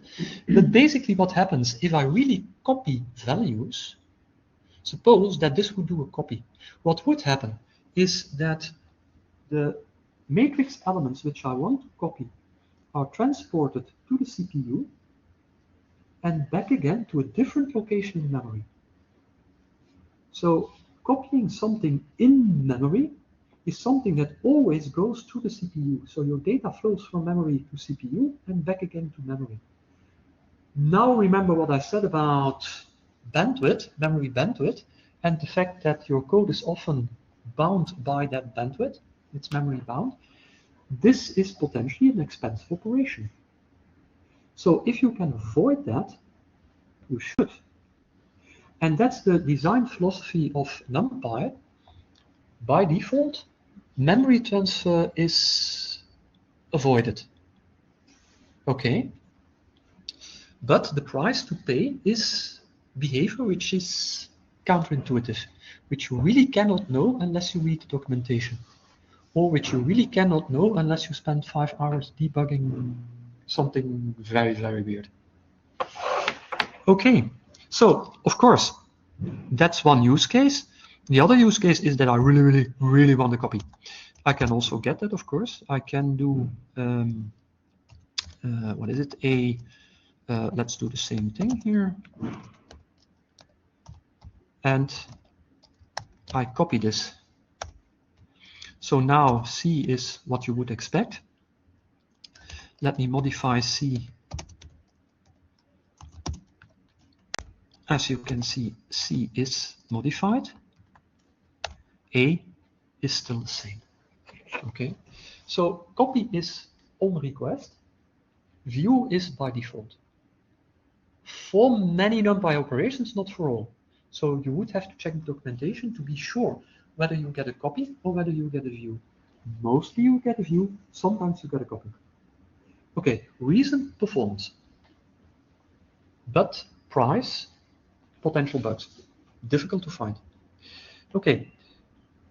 For those of you who will attend Python for Data Science next week, Panda does the opposite. It has the opposite approach. I'll explain then why, but basically keep in mind that this is somewhat NumPy specific. Okay. Fancy indexing. So you can do quite nice things in NumPy. And again, I'm creating an array. In this case, it has a range from 1 to 10, and I'm reshaping it into 3 by 3, so it's a square matrix. And now I can do things like this. So this is an array of integers on purpose, and what I'm doing here is I'm kind of conditionally indexing, so I'm kind of filtering, and I'm saying, okay, when A modulo 2 is equal to 1, so basically for all odd numbers, I'm going to assign 1 to that array element. So that would mean that, sorry, I would assign 0 to that element. So basically, 1 would be replaced by 0, 3 would be replaced by 0, 5 would be replaced by 0, while on the other hand, 2, 4, etc., all the odd numbers, all the even numbers are unchanged. And that's exactly what you get. So this is called fancy indexing. And that is a very convenient operation in many cases. What you need to remember, of course, is that under the hood, this creates an array of booleans that is as large as your original array. So this is going to cost memory. If you have a 10,000 by 10,000 array, that's nice. You use fancy indexing. In addition, under the hood, you get a 10,000 by 10,000 matrix of booleans. That's nice. No, not so much. So keep in mind that fancy indexing is nice, but that's also quite memory hungry. Another way to achieve something similar is with the np-where function. So basically, this would give me a new array where for every value where A is positive, I get a 1. For every value where an element of A is negative, I get a -1. So the result would be this matrix here for this operation. Again, of course, same reasoning holds. You get an intermediate array that that has the same shape as the original one. So this may be a bit of a problem if you're short on memory. Okay, operations on arrays. So basically, it's quite straightforward. I can multiply or add or whatever a scalar value, so a number to an array, and it's just addition or multiplication of that value to each element. Very straightforward. And I can do that for any dimensional arrays. So basically, if this is the original A, adding 3 to it means that each element gets 3 added to it. Then you also have element-wise operations, and those there's no special operator for that. So in MATLAB you would use dot followed by the operator to get an element-wise operation. In NumPy it's just the default operation, and it's going to be element-wise. So basically, if my arrays have the same shape and I do A times B, it means that each element of A is multiplied with the corresponding element of B. So you get an array of the same shape as A and B. It's quite straightforward. And the matrix product, you have two choices. Either you use the np dot function or you use the add operator. Then, of course, the matrix shape must match. So A must have the number of rows of A must correspond to the number of the number of columns of A must correspond to the number of rows of B. That's the usual mathematics. Okay. So something that applies to MATLAB as well. If you have an array and you want to apply a function, you can do that in a number of ways. So let me create two arrays A and B. And this also illustrates why we have the empty here. But let's first just look at the operation. So for each element of B, I apply a function and I store that in the corresponding element of A. Okay. MATLAB people already get nervous because you don't do that in MATLAB. And you also don't do that in NumPy. Why? Because you can simply apply the square root function to an entire array. And there is a performance difference, which is very significant, because you go from 140 microseconds to 7 microseconds. So that's a factor of 20. It's rather significant. Actually 21, but okay, whatever. So basically, this is very important. Always, if you can, do operations on entire arrays.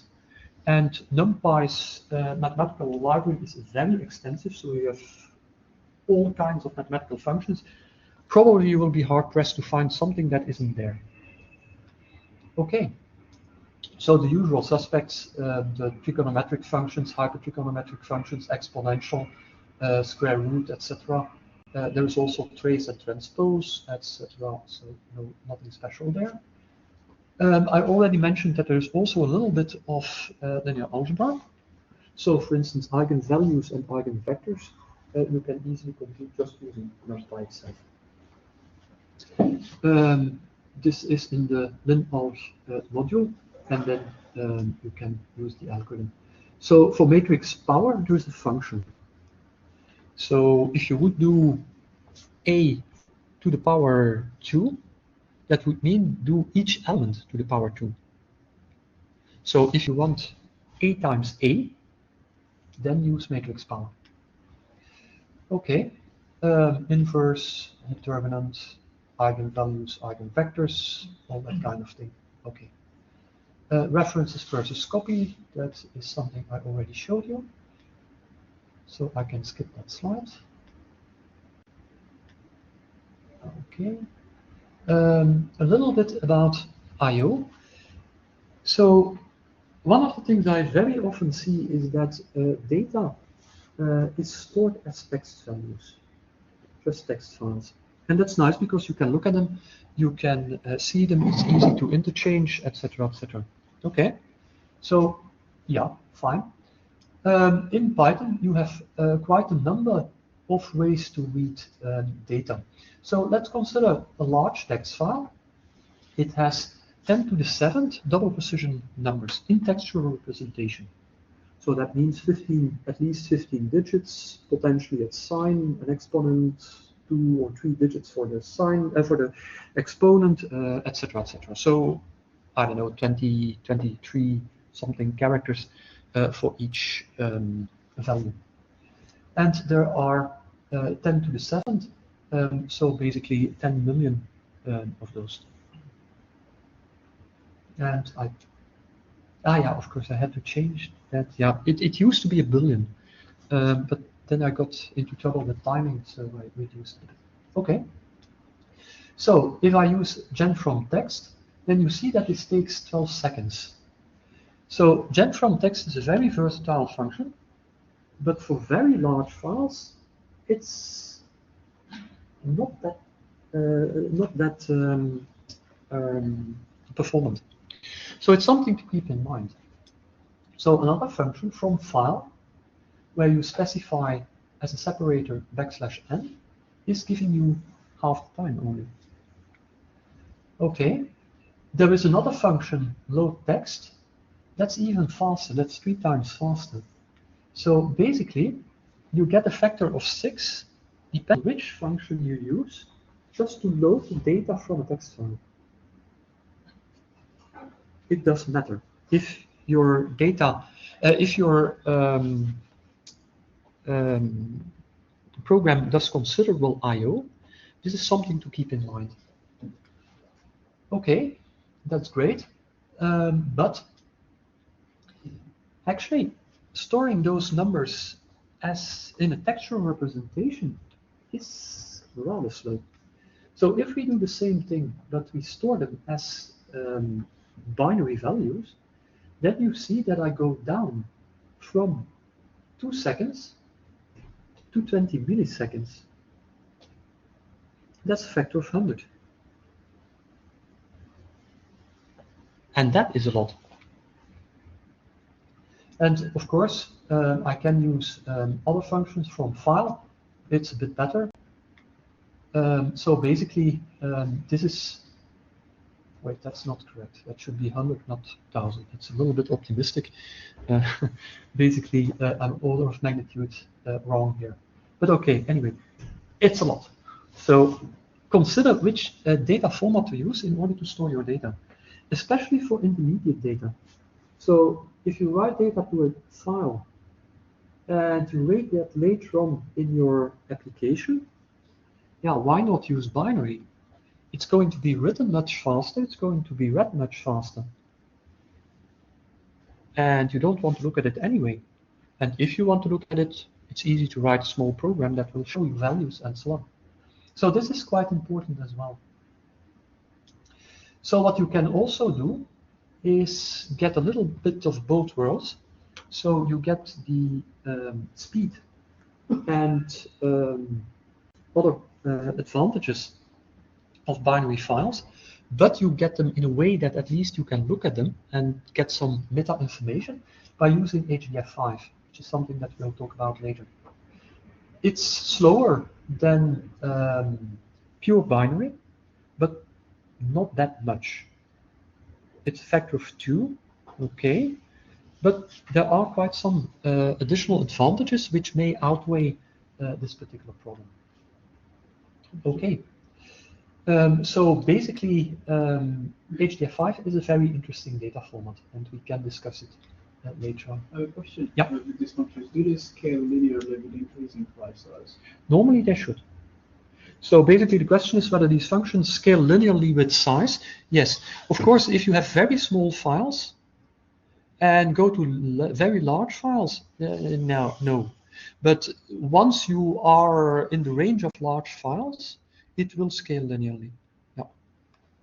So for small files, it will be relatively slower than linear because of just buffering and latency and so on. Yes.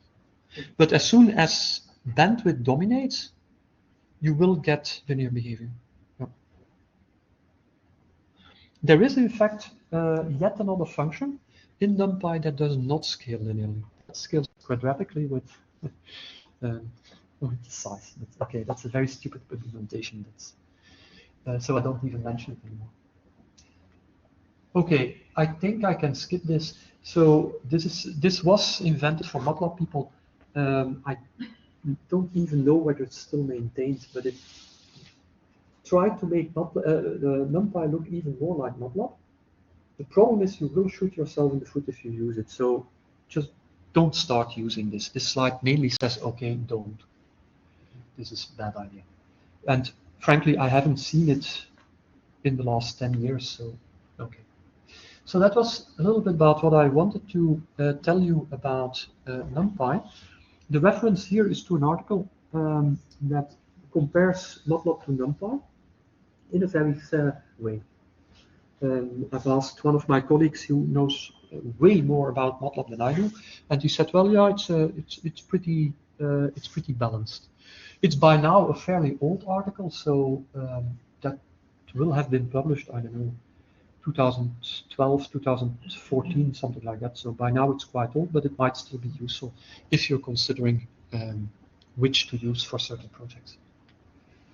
Okay, very high time for a break. And then we continue with other libraries. Okay, a very nice question. Yeah. Okay.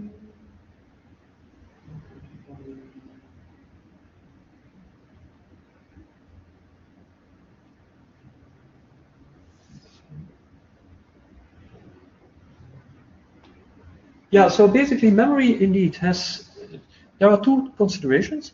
The first consideration is it's finite. So basically you've got on a compute node 256 gigabytes.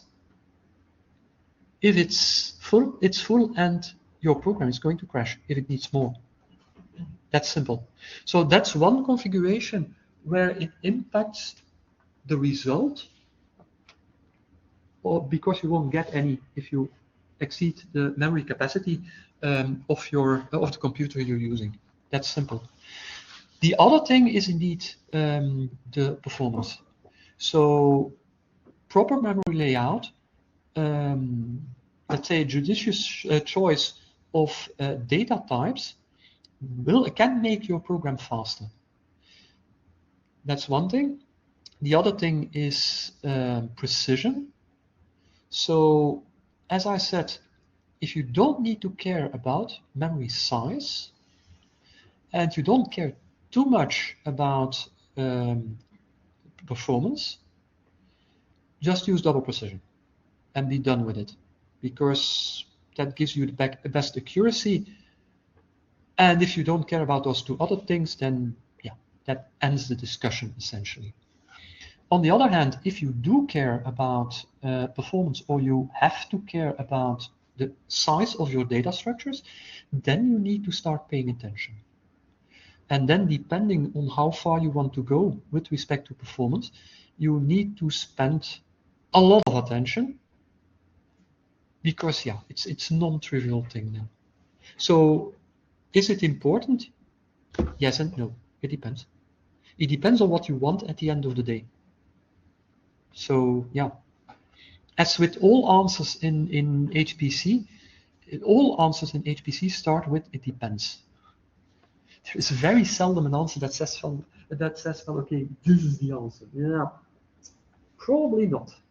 There's always something that is going to bite you at some point, etc., etc.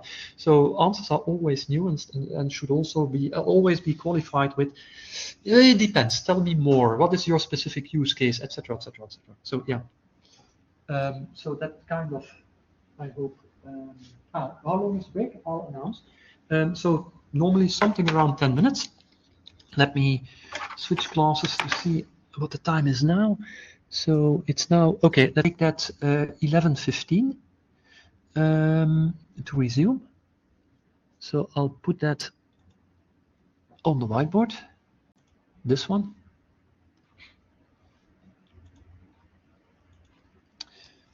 So break till 11:15. Okay.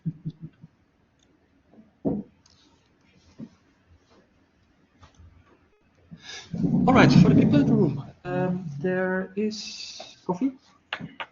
You leave the room, you go left, you keep on walking, you walk into 2 coffee machines. They dispense paper cups. Please use paper cups. Otherwise, I get complaints from staff that you are using their cups. No, okay, no, this one. But use the paper cups. If you want soft drinks, no problem. Exit room, turn right. Before you enter the labs, go left, go that other left, go right. There are vending machines. They cost money. The coffee is for free, as usual.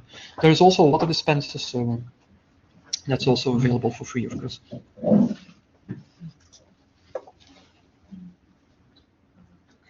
Yeah. Class is until 1, right? Sorry, second. The class is until 1. Until 1, yeah. Would it be okay if I left like Of 5 course. minutes early? Of Because I have another class. Of course. Thank you. Okay. Iemand zei mij ooit dat je lijsten best initialiseert van hun lengte, om het van geheugen... In Python typisch niet. Ja, oké. Dus bijvoorbeeld in C++, als je de vector gebruikt, wat dat ook een dynamisch type is in de zin van je kunt daar ook met pushback doen voor elementen, dan is het antwoord, en je weet van tevoren de lengte, dan is het antwoord ja, pre-alloceer. In Python, ik denk niet dat het u veel gaat opleveren. En eerlijk gezegd, Python-lijsten zijn verbazend efficiënt. Okay. Want dat is ook iets wat ik eigenlijk nog zou moeten zeggen. Het is goed dat je mij aan moet denken. Want vaak denk je van, ja oké, mijn programma is traag, oh fijn. Ik heb een matrix-achtig ding nodig. En ik ga gewoon mijn lijst van lijsten vervangen door ND arrays van NumPy. En plotseling is uw programma trager. It may happen. Ik zal straks uitleggen waarom. Maar dus, ja, er zijn altijd dingen die zeer tegeneffectief zijn. En als ik nog een beetje Ja. ik vind het inderdaad ook soms moeilijk te weten wanneer dat je iets echt moet kopiëren, zodat het nu een Ja. view is. Ja. Dat is vooral gewoon in de documentatie dan bij je. Ja. Ja, oké. Ja, inderdaad. En is er dan een groot verschil tussen een deep copy of full copy? Of... Voor NumPy niet, hè? Omdat voor NumPy heb je alleen maar de kopie. Dus de deep copy, er is een deep copy module in de standaard library. Dus dat wil eigenlijk zeggen dat als je een datastructuur hebt die niet triviaal is, bijvoorbeeld een lijst van dingen die geen simpele dingen zijn, dan is een deep copy nuttig. Want anders dan krijg je een shallow copy, dus dan heb je in feite, kan u tekenen wat dat je krijgt. Dus En dat is makkelijk te ontwikkelen. Dus ik heb een lijst. En eigenlijk kun je een lijst zien als dingen die ergens in het geheugen zitten. Ergens. Dus een shallow copy zou eigenlijk dit doen. En dan heb je eigenlijk hetzelfde probleem als bij NumPy array slicing. Dan hou je dit in veranderen. Dan krijg je copy action at distance hier, want het is ook zo. Ja, het is hetzelfde. Dus een deep copy zou effectief dit doen. Ja.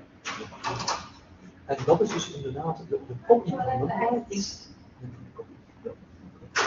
In die optiek. Ja. About the overhead, Yeah. You told me already about the overhead. What is it? I mean, loading only the library in the programming language. Yeah. So that already can consume depending on how it's done. But what people now are trying to do in Python is lazy loading. So that the module is only loading that is required. But that requires some design. Typically, loading is not lazy. So you have your import statements, and then lots of stuff happens. Lots of functions get defined, lots of files are accessed, because there are dependencies between the files, well, between functions in files. So if one function is loaded, and then one module is loaded, it loads a module, that's another file, that's another file, that's another file, etc., etc. So you get a cascade of file accesses. And that is unpleasant because first it takes time, and maybe with a lot of stuff will do it. And second, it also, if you do that in an HPC system, it's unpleasant because it gives a lot of database I/O operations, one per file. And if the file system is busy, that means that that operation, just that import, may take considerable time. Sometimes it happens that when you simply do, okay, not simply, but when you do import, and then you especially talking machine learning, so frameworks such as PyTorch, Keras, TensorFlow, and so on, which have huge dependencies, then the problem is that it may take sometimes 1.5 minutes just to do these imports. But you told me that the overhead in C, C++ is very low. But for example, with the NumPy in Python, we have also eigen in there. That's also a library. Yes. That's also overhead, no? Yes. Yeah, of course. But the difference is if you do a load in, well, you don't do a load in C++. Because that's basically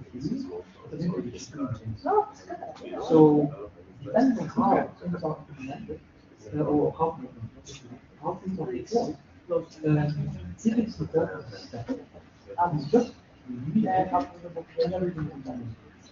If it's done, then of course the library is at the moment and the data generation the responsibility is much less in C++ than it is in because what you typically do with C or C++, take NumPy. If you look at NumPy, in Python, that is Python files. Okay, it's many Python files. Look at the equivalent library in C++. You didn't do it. It's one or two short. Yeah, that's orders of the magnitude difference in performance. And yes, shared object is going to be larger. That might be, I don't know, 10 megabytes. That's one huge. While loading is super complex in Python with all those stupid dependencies, but reading a text file, or reading another text file, reading again another text file, and again another text file. I mean, it's the whole avalanche of all cascading operations of text files. So that's the situation. And if at the end of the day, looking for a shared object is more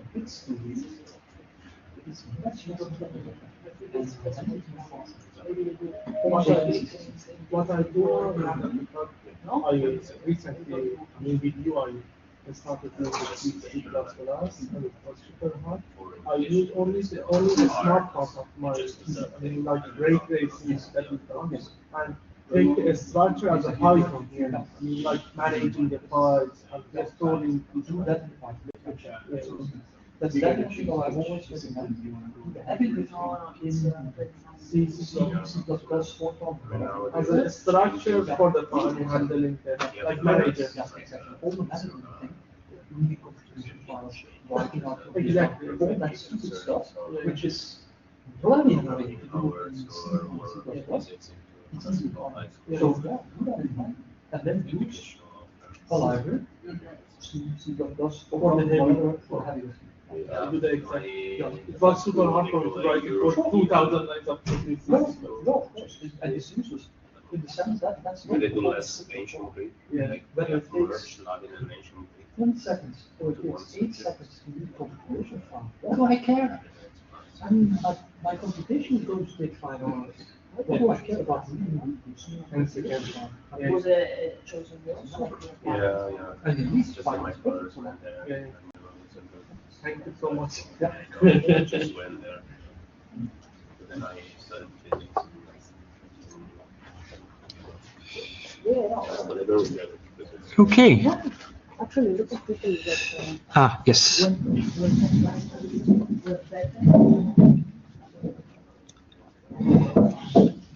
We need to do a little administration, and let's do it in parallel.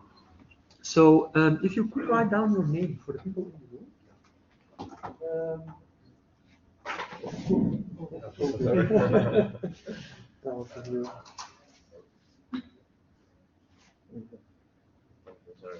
No problem.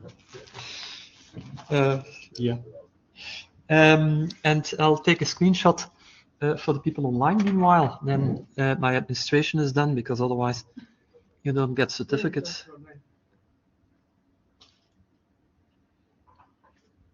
Yeah, just your name is fine. That's but if you have a non-trivial email address, make sure that I can make the connection, because I don't have your names. I only have your email addresses in my participants list, and I need to be able to match it. So that's the important thing, that I can make the match between. Usually that's trivial, but sometimes it's interesting.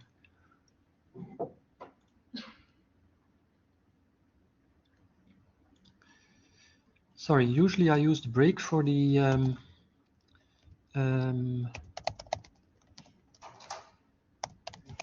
administration, but now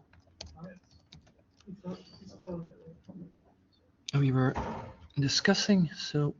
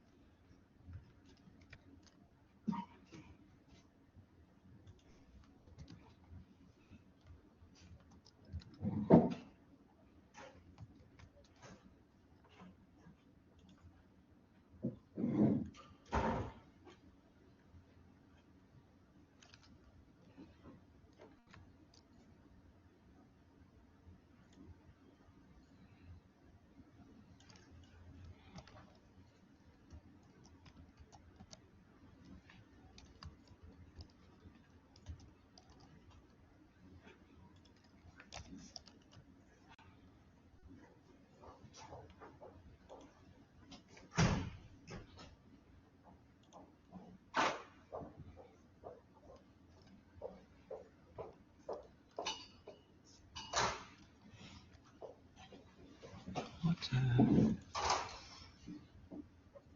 No, I don't want to share this stupid thing.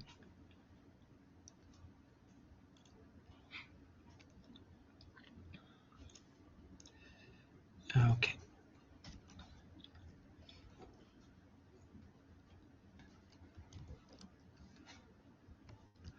Right. So that's the administration part. And that's also done.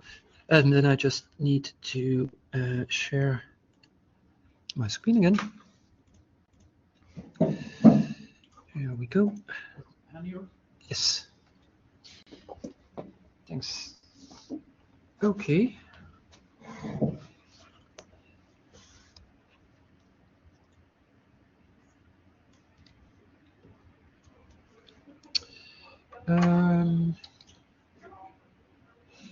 There was a question at the start of the break where I said, thanks for reminding me, I need to address it, and now I forgot what it was.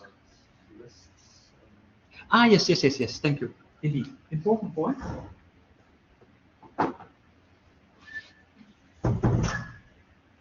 Very important point, because it is also something that is counterintuitive and that bit me at some point. So what you typically do, or sometimes do, or often do, whatever, is you start a prototype. And basically you have a grid and you have stuff on that grid, and you represent the grid as a list of lists because it's easy and you don't need any libraries and so on and so on. It's just a prototype, so who cares? Okay. And then you notice that actually it's a bit too slow. And what you do with your grid is essentially just operations on individual elements. So for instance, you iterate over your array or over your matrix, and the iterations are not independent. So they depend on the previous update, for instance.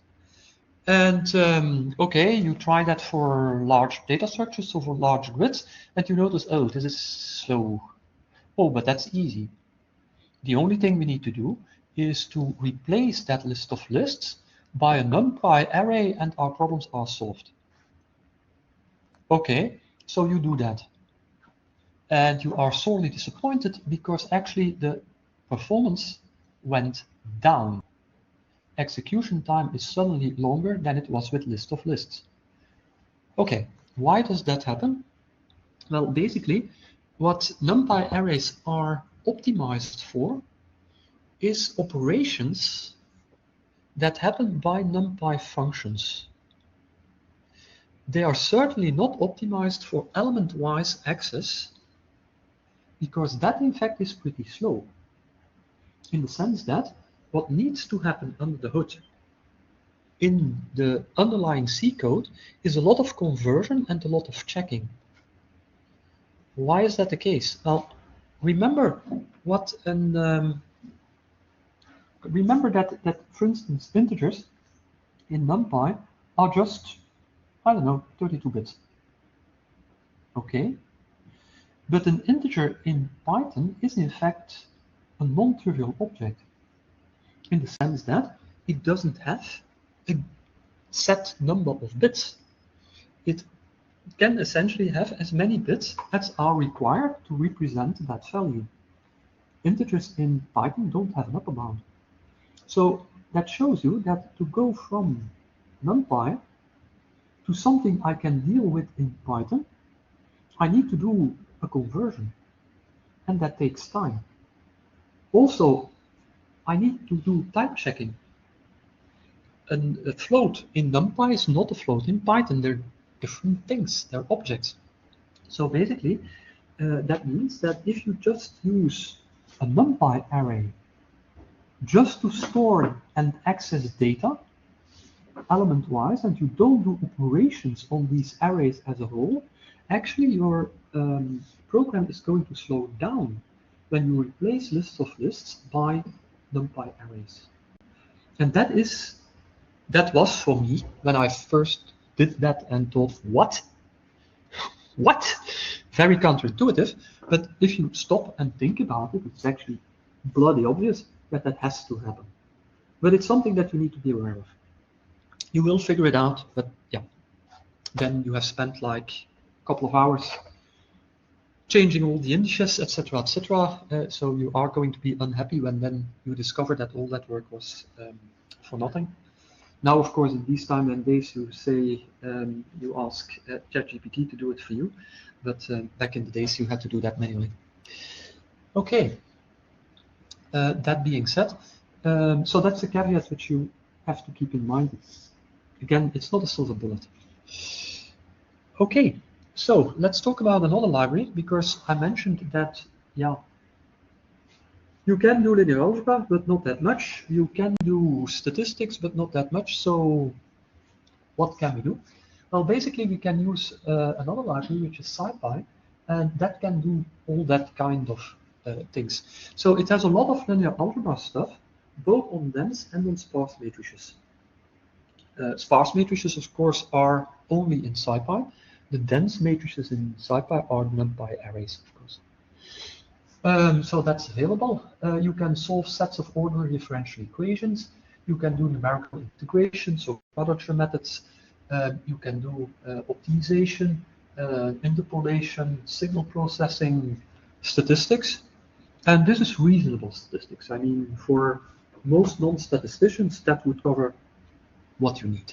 For a real statistician, that's still not enough, but okay, for mere mortals, this will do.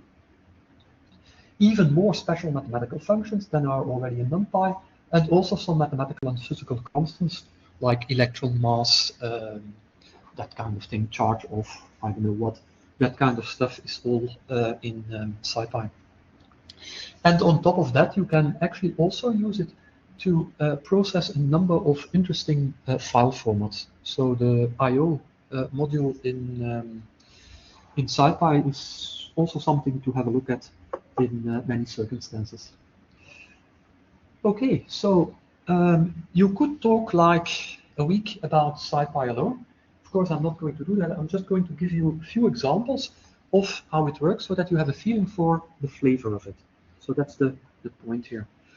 And so, for instance, linear algebra. So one operation which is quite useful in many circumstances is a single value decomposition. And that will decompose into two matrices U and V, and okay, a diagonal matrix S. And basically, if you multiply those in the correct way, you get the original matrix back again. Okay, so this is just another trick here. You can use the diag function in order to convert a one-dimensional array into a diagonal matrix. And there are several additional arguments which you can do, which you can use in order to do some nifty tricks to build special purpose matrices like band matrices or matrices with stuff on the diagonal and the elements next to it and so on. Okay, so at the end of the day, I do my singular value decomposition, and then I can do the multiplication. And as you can see, I get almost 0. Of course, not quite 0 because round off, but as you can see, the differences are of the order of 10 to the 16th, minus 10 to the 16th. No, 10 to the minus 16th. So basically, that's 15 significant digits. Yeah, of course, this was double precision, so that's indeed what you hope to see. Okay, but as you can see, it's very trivial to do such a matrix decomposition. And of course, there are many decomposition algorithms, QR, SVD, etc., etc. There is a whole list of matrix decomposition operations. Okay. So basically, this is going to be fast. Again, if the underlying libraries are fast. So this is not implemented in Python itself. It's implemented in C. And then under the hood, that's using a library which is called LAPACK, which again is optimized considerably. LAPACK under the hood uses BLAS, etc., etc. So if you have a good implementation, this is going to be quite fast. Okay, another example is linear regression. So basically we have a data file that consists of two columns. In this case, it's comma-separated data. And I've got my column names here. Okay, so this is one of the things you can easily do with Chen from text. So I just specify the data file name. I specify the D types. So I've got two columns. I specify that I want both in double precision. So if I wanted something else, I could specify it here. For instance, if I wanted this to be single precision, I'd just have to specify NP float 32. I specify the delimiter. Remember that the delimiter by default is space. So in this case, it should be comma. And I specify that I want names to be true. So that implies two things. One, that the first line of my file is going to contain the names of the columns. And second, that I want to use them. Okay? So thanks to this names is true, I can actually do something like data X, data Y. And that's, of course, quite convenient. In order to deal with data that's structured in columns, you can just refer to the column name rather than having to figure out what the index of that particular column is. So it's a useful small trick, which is convenient.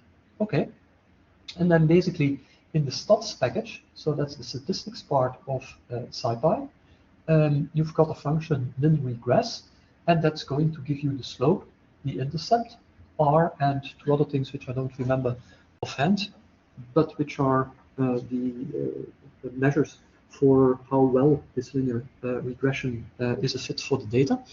And basically, that's it. So as you can see, just a single function call, very easy. Okay, optimization, yet another example. So we've got this function here, and the question is, which x, y values are going to be an extremum of this function? And in this case, if memory serves, I want a minimum. Now, this is a bit of a tricky function because it's one with, it looks a bit like a Mexican hat. So in the origin, it goes down from a maximum, and then it goes up again. And the minimum is going to be somewhere in that valley. Now, if this term here, the last term, were not present, yeah, there would be infinitely many minima in the sense that it would just be a circle as the set of all minima. But given this particular term here, my head is tilted slightly in the x direction. So that means I've got a minimum on this side, and I've got a saddle point on the other side, just to make things a bit more interesting. Okay, so what do? We define the function. Okay, it takes a tuple, essentially. I can decompose the argument by tuple decomposition. So I get an x and y value, and I just return the value of the function. Okay, nothing spectacular happening here. Then I define the gradient. I don't need to do that. There are optimization methods that don't require a gradient. However, if it's easy to analytically compute one, why not do so? It helps. So basically, why not? So I define my gradient function, again, x and y values unpacked, and I compute the x and the y component of the gradient, and I return them as a NumPy array. Okay. So then I have my initial guess as x0, and just to be nasty, I put it on that saddle point. Then I can call any optimization method. So in this case, this is the conjugate gradient method. So function minimization with conjugate gradient. I specify my function, I specify my initial guess, and I specify my gradient. And display is false. I just said because otherwise it's going for each step. This is iterative, of course. For each step, it's going to print feedback, which in this case I don't want to see. That's why display is false here. Default is display is true, so you will get progress information for each iteration. And that's it. You get a tuple well, okay, a NumPy array with 2 elements, one for x, one for y, and hopefully the minimum of that function. So depending on which method you're using, you might be done in one iteration and then you get the saddle point rather than the minimum, which is a bit unfortunate. Or if you use other methods, then you actually end up in the minimum. So be aware that you need to know a little bit about how these methods work under the hood in order to use them safely and effectively. So as you can see, there's quite a list of possibilities, and the one here is the conjugate gradient, so that would be this guy here, which I'm calling. Okay, differential equations. So this is an oscillator, a linear oscillator. Is it linear? Yes. Yes, it's a linear approximation. So basically, I've got the usual term here, damping and driving force, blah, blah, blah. It's a second order differential equation, which I can't solve. So I need to convert that into 2 first order differential equations. So I go from second order to first order as usual. So that's the usual transformation. And then I can specify my function. So this is a function that is going to return the right-hand side of each equation. So it needs to return 2 values here, the right-hand side of the first and the right-hand side of the second equation. Okay, so of course, for the first equation, that's very simple, that's just omega. And for the second, it's this, expression, which is just this one. So the signature of that function is, of course, pretty well defined. The first argument is always the time. Note that in this case, I'm not using, there is an explicit time dependency here due to the driving force. So it's used. Sometimes it's not, but you need to have it. You need to have the t as an argument because it will be provided by the algorithm under the hood. And then you have y, and y has as many elements. It's an array. It has as many elements as there are unknown functions in your set of differential equations. Okay. Just to make things a bit more readable, I assign y0 and y1 to theta and omega respectively, so that I can do my mathematics more easily rather than having y1 here and, okay, what was this? Yeah, that's y0, or is it the opposite? I mean, just assigning the variables makes this much more safe. Okay. Then, just like for optimization problems, you can specify the gradient. Here you would specify the Jacobian. Essentially, this would be the elements which you need to specify, partial derivatives for each of the equations, for each of the functions you're looking for. Same thing, you specify time, you specify the values of the function, and some additional parameters, and you return the Jacobian. Notice that these are lists of lists. So this is not a NumPy array which you return, this is list of lists. So in that respect, SciPy is sometimes a little bit inconsistent. Now some algorithms that will give you NumPy arrays, there are other algorithms that will give you lists. So yeah, that's how it's implemented, can't help it. Okay, and then basically what you do is you import ODE from the integrate module, and then you specify your system.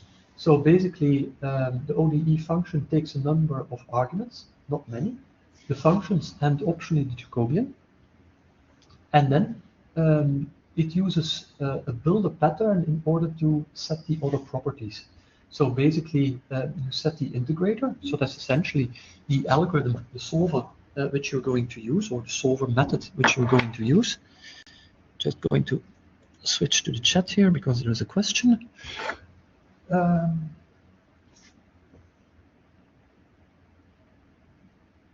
Yes.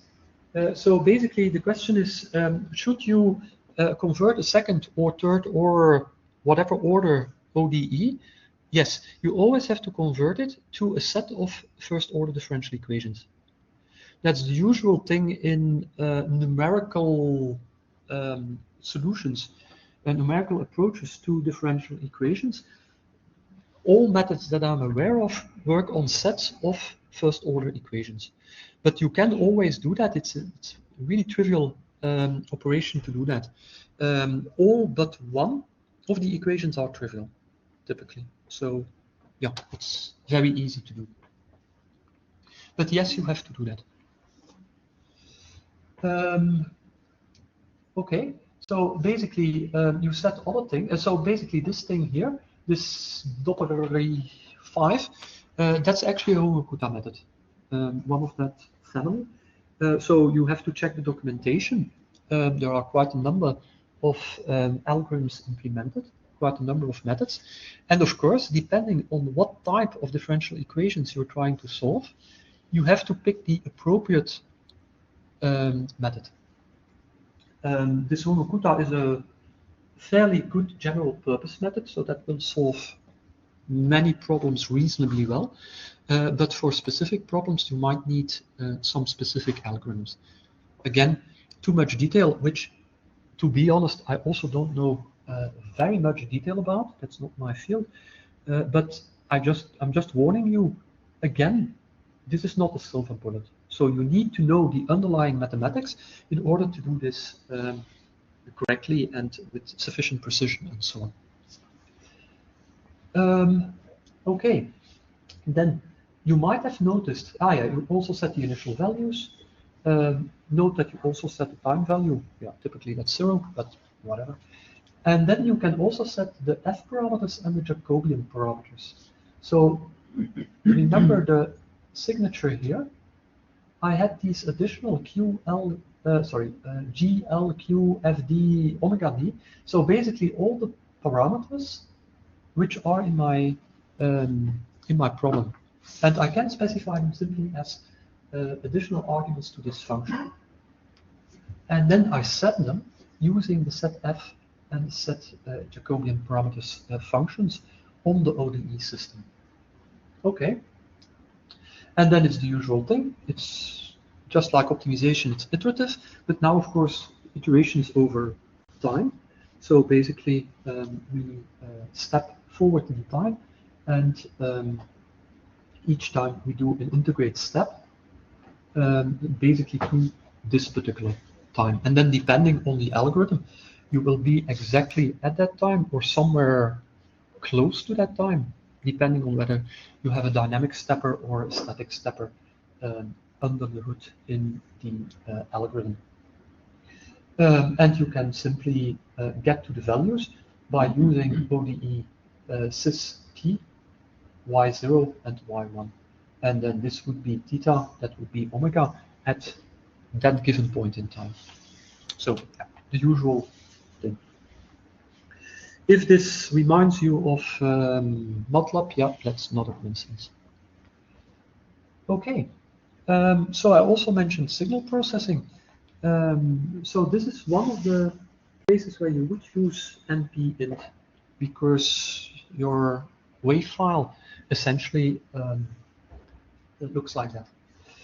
And this is also an illustration that the I/O module of SciPy is worth looking into, because one of the things it can read is wave. It can also read many image formats. So it's definitely worth having a look at what it can do.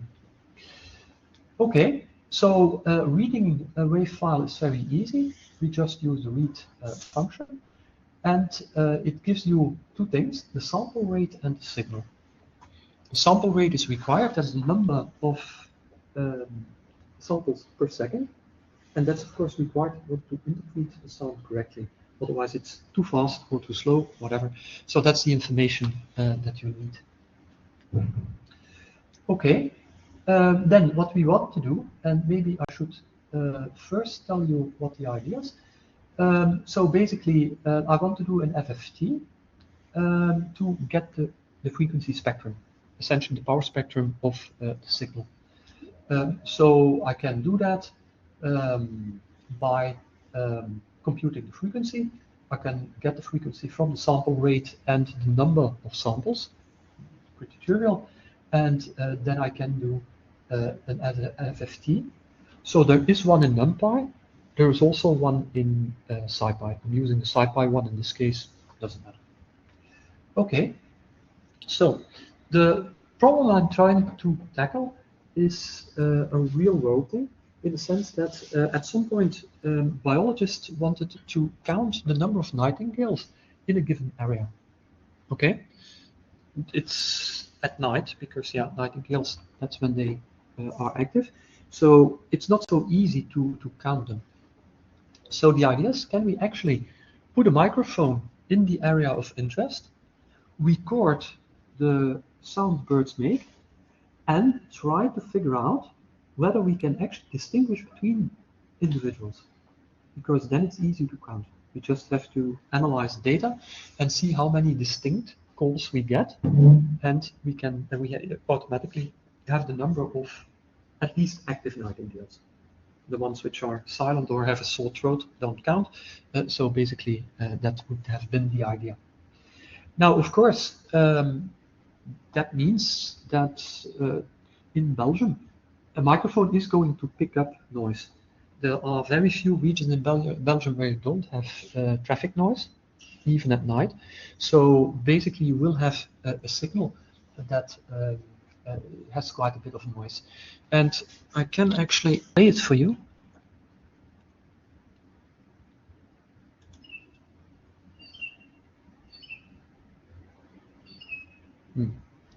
You don't hear the noise very much here.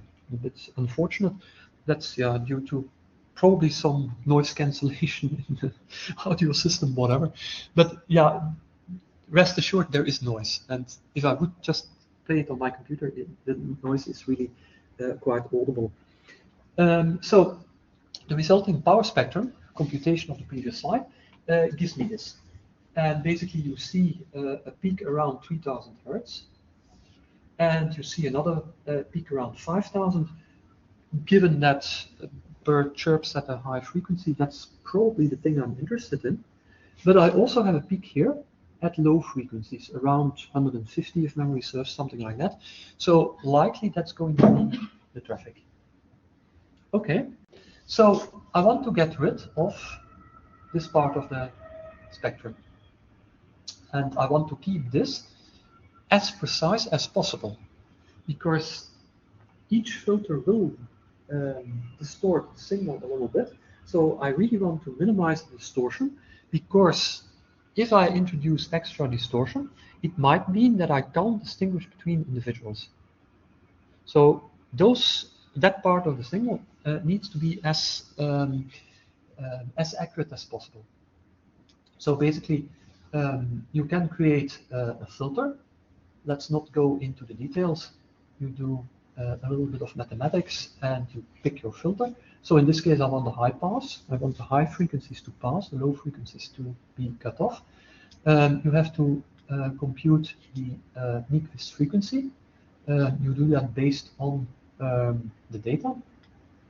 And then what I want is minimum attenuation. So basically, I don't want the signal's amplitude reduced. I want to minimize that effect.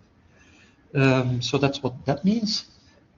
And then you also choose which type of filter polynomials you're using. This is Chebyshev polynomials, which typically gives you a nice function approximation. So that's something that you can, that is quite well for general purpose.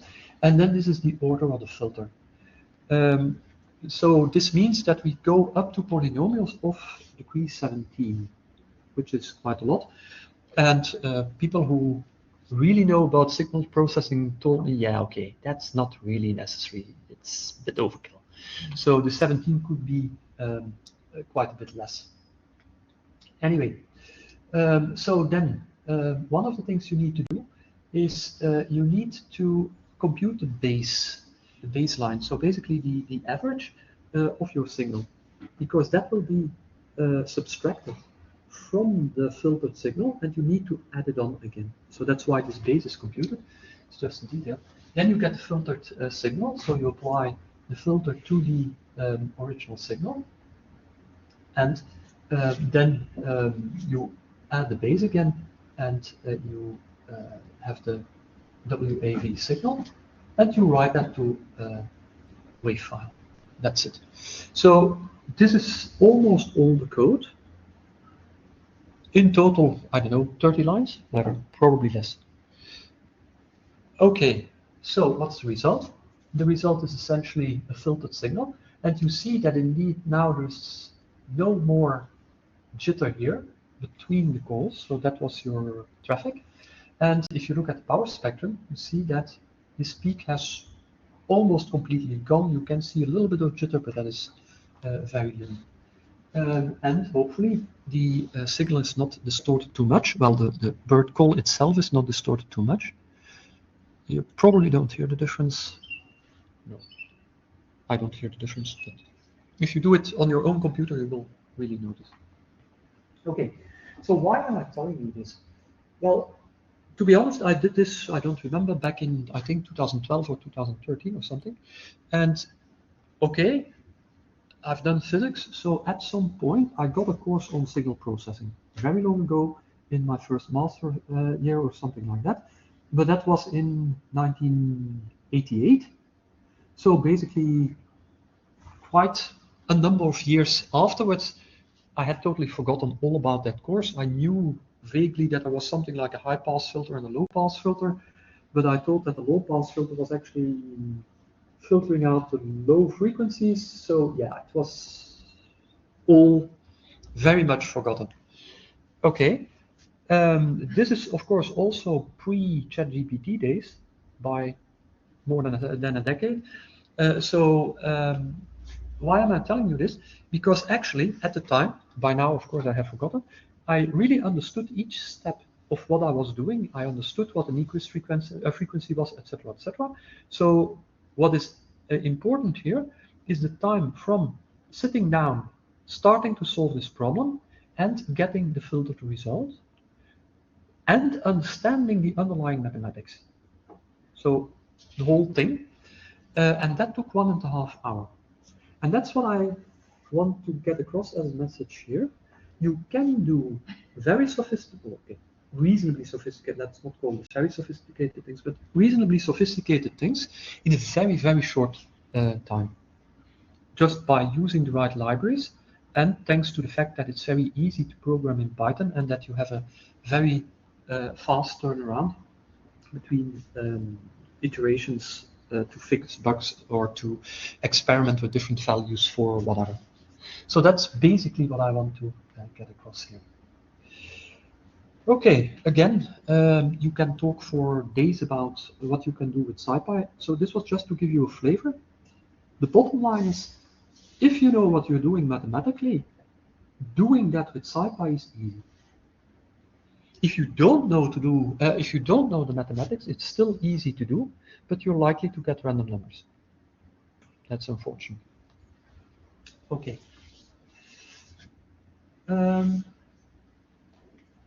Just a little bit about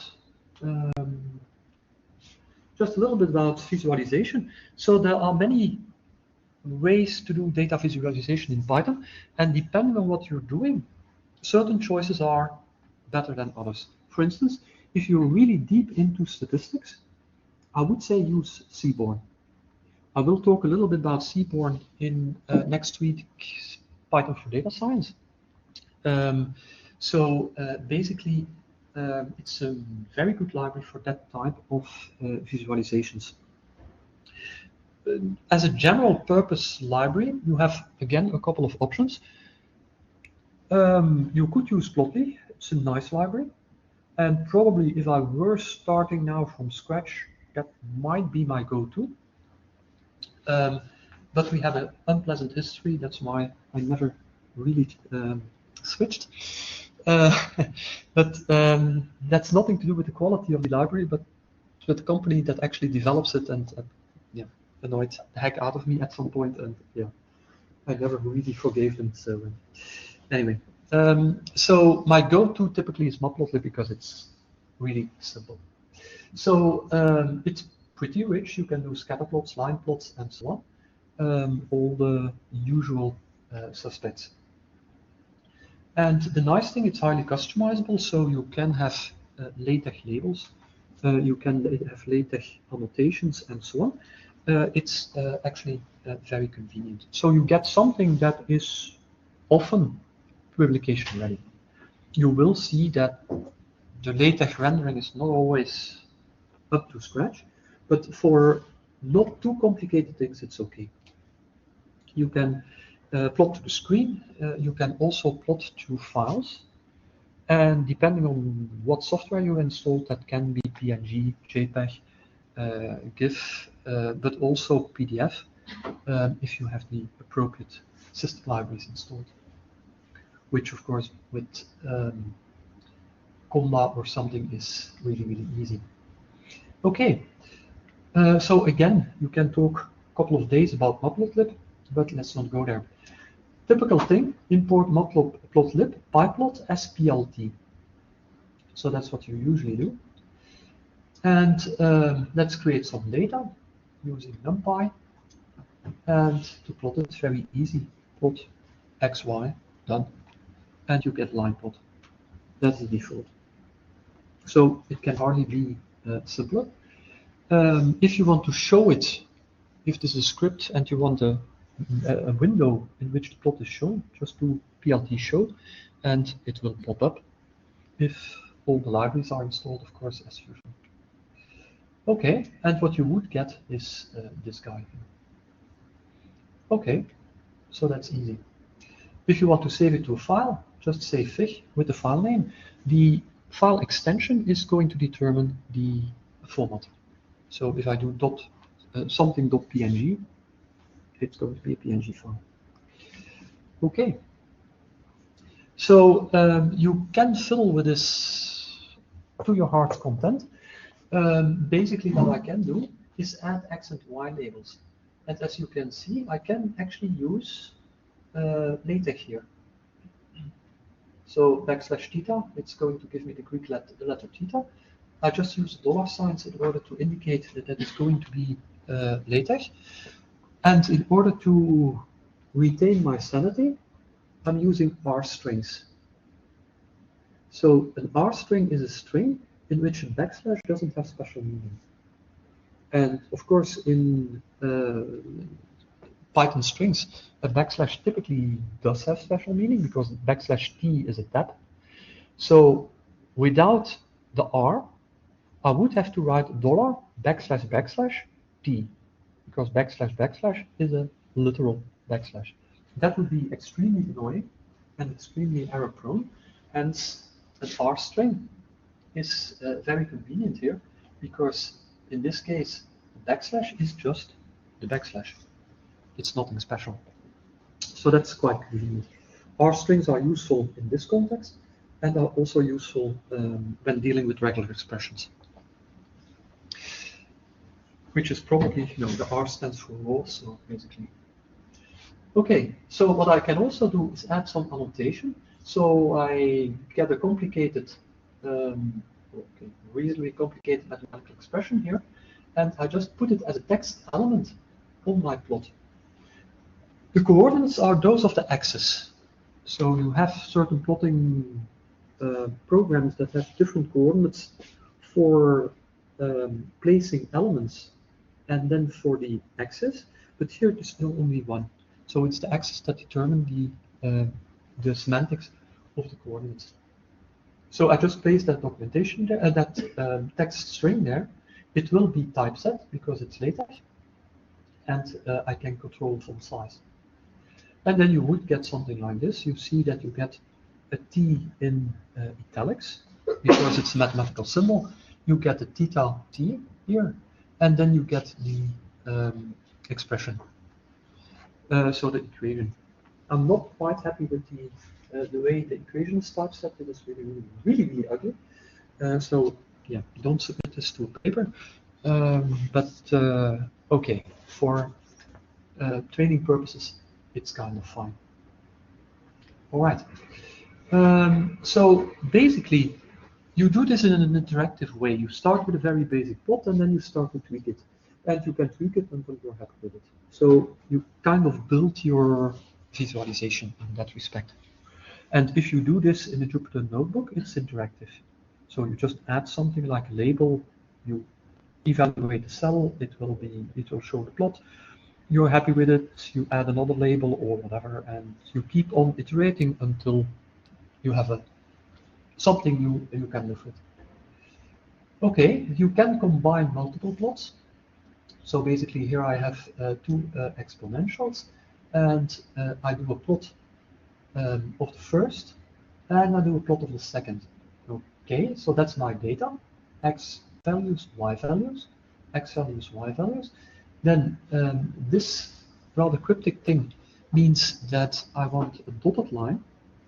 That's what the column is for. Then I set the alpha and I set the color, and I set the line width. So the color is pretty obvious, nothing much to say about it. Alpha you may or may not be familiar with. So the alpha value is the transparency. Alpha equal to 1 means totally opaque, not transparent at all. Alpha equal to 0 is totally transparent. So something with alpha value 0 is just invisible. You don't see it in the plot. So in this case, the default is always alpha is equal to 1. So in this case, I make it a bit more transparent than normally. I'll also make this line a little bit less wide than the default, which is 1. Okay, why am I fiddling with that? Because basically, this is visual storytelling. What I want these red dotted lines to do is to guide the eye to show that the maxima of my function, the maxima and minima of my function, actually follow an exponential function. So if I just left it at the default, this dotted line would be very prominent, and it would distract from the story. While the story is, okay, we have this periodic signal, and by the way, the maxima and minima follow an exponential. So this supports the story rather than distracts from it. And this is something that you can do by fiddling with alpha and fiddling with line width. Okay, so basically this would then be the final result. This rendering still hurts, but okay, regardless, can't help it. But it's reasonable. If you forget about this guy here, then I would say, okay, I can get away with it if I send this to the journal. Okay, you can do other things. You can, of course, do histograms, which is also very useful, of course. So in this case, I have a data file, just a list of values, that's it. So in this case, I use load text, whatever. I get the values, I set the number of bins, and I do a histogram. I also add some labels, X and Y labels, controlling the font size a little bit. I can specify normed, so that means that it's automatically normalized to 1. So the integral p equal to 1. Don't have to do that manually, and then this is what you get. Okay. Again, normally, yes, I again have filled a little bit with the alpha value, because otherwise this is just a huge blob of red, which looks really, really ugly. So again, playing a little bit with the alpha value helps visualize it a little bit. You can combine different types of plots. So this was a histogram. I can combine this with a line plot simply by doing PLT plot, and then the X and Y values, which I computed here. So basically, the black line is a possible theoretical distribution. The red bars are the observed distribution. And as you can see, there's quite a good match. Of course, there is a good match because obviously I used the same parameters to generate the data in the first place as I used for the line plot. So yeah, of course, there's a good correspondence. That would be very disappointing if it were not. Okay. So you can do heat maps as well. I'm a big fan of heat maps in general. So this is another bit of NumPy that might be quite interesting. So what I want at the end of the day is a two-dimensional matrix where the row, if you want, is the x values and the column is the y values. So essentially a 2D grid. Okay, how can I make that easily? Well, the clue is the mesh grid function here. So I create all the x coordinates, and as you can see, it's just a lint space. So it's going from x min to x max. I will have a certain number of points, and I do the same for y. And then I combine the two using a mesh grid, and I will get two matrices. So two-dimensional matrices, one with all the x values and one with all the y values. Of course, the X matrix is going to have columns with all the same values. Each column will have all the same values. For the Y matrix, it's the same thing. It will have all the same rows. So now I can use the X and the Y matrices in order to compute a two-dimensional function, as you can see, x, y, and here I'm computing the using NumPy. So this is actually a matrix computation, or it's something that can do a matrix computation. So I provide two matrices as arguments, and I get my data. I can use image show, I can use map show, both work. They have slightly different semantics, and I can specify an extent. So basically the minimum and maximum in x and y direction. And I can either set or unset a grid. And then you get something that looks really, really terrible. Basically, red is very high, blue is very low, and you get rather ugly colors in the middle. Not a big fan of that. But I show it because you can do better by specifying a color map. So I'll talk about it in a minute. So a 3D plot, I'm not a big fan of that. But the point is I use different color map here. So this is a Coolworm color map, and that's going to make values that are very high, red, values that are very low, blue, and everything that's average, gray or even white. So this is a color scheme that's very useful to detect outliers because they immediately pop out. So that's why this Coolworm color scheme can be quite useful. It's more useful typically in a heat map rather than in a 3D plot, but okay. So one of the things of choosing colors is that it's not necessarily that simple. And people have been thinking about it, and especially a researcher called Brewer. So she has done a lot of research, also on perception and so on what color schemes to pick in order to visualize certain data effectively. And there is an application, a web application, which you can find here, and that allows you to set certain criteria or certain properties of your data, and then the application will suggest certain color schemes that are supposed to be optimal to visualize your data with. And these color schemes are part of any visualization package that is worth its salt. So Matplotlib has it, Seaborn is going to under the hood use Matplotlib, so basically it has it as well, and yeah, all reasonable plotting libraries will have that. So that's something that I would suggest you look into if you're into data visualization a little bit. Then another thing which may be important is to take into account that there is a significant portion of the population that has trouble with seeing colors.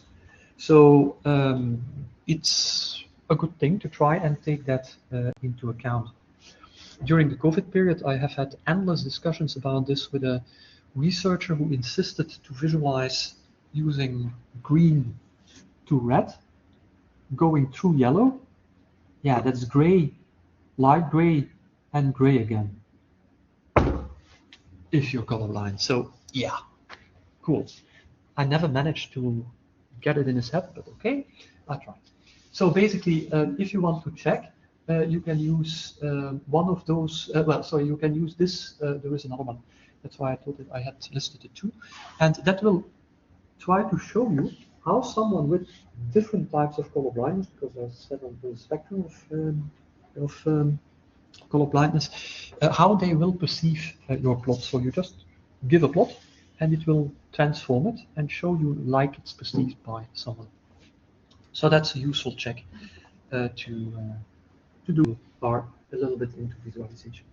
And then there is this guy here. This is also quite nice. That just shows you a lot of visualizations.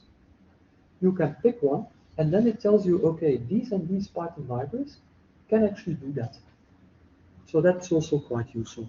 If you say, okay, I want to make a violin plot, how on earth am I going to do that? Okay, it's going to tell you that Seaborn is definitely a good candidate, for instance. Okay, I think there was a question in the chat. Yeah, you can choose stack column, stack row. You can stack them one to another. You can put them side by side, and so on. There is an enormous amount of customization possible with Matplotlib. It can really do almost anything you want. I even used Matplotlib in order to do a visualization of the Towers of Hanoi algorithm, where you move disks from one pole to another. I also did that in Matplotlib, so you can do nearly anything you want. It's a lot of tinkering because you have to do pretty low-level manipulations, but you can do it. It's not a problem. You can also use Matplotlib in order to do to create movies. So basically, animations that evolve over time. So that also works quite well in Matplotlib.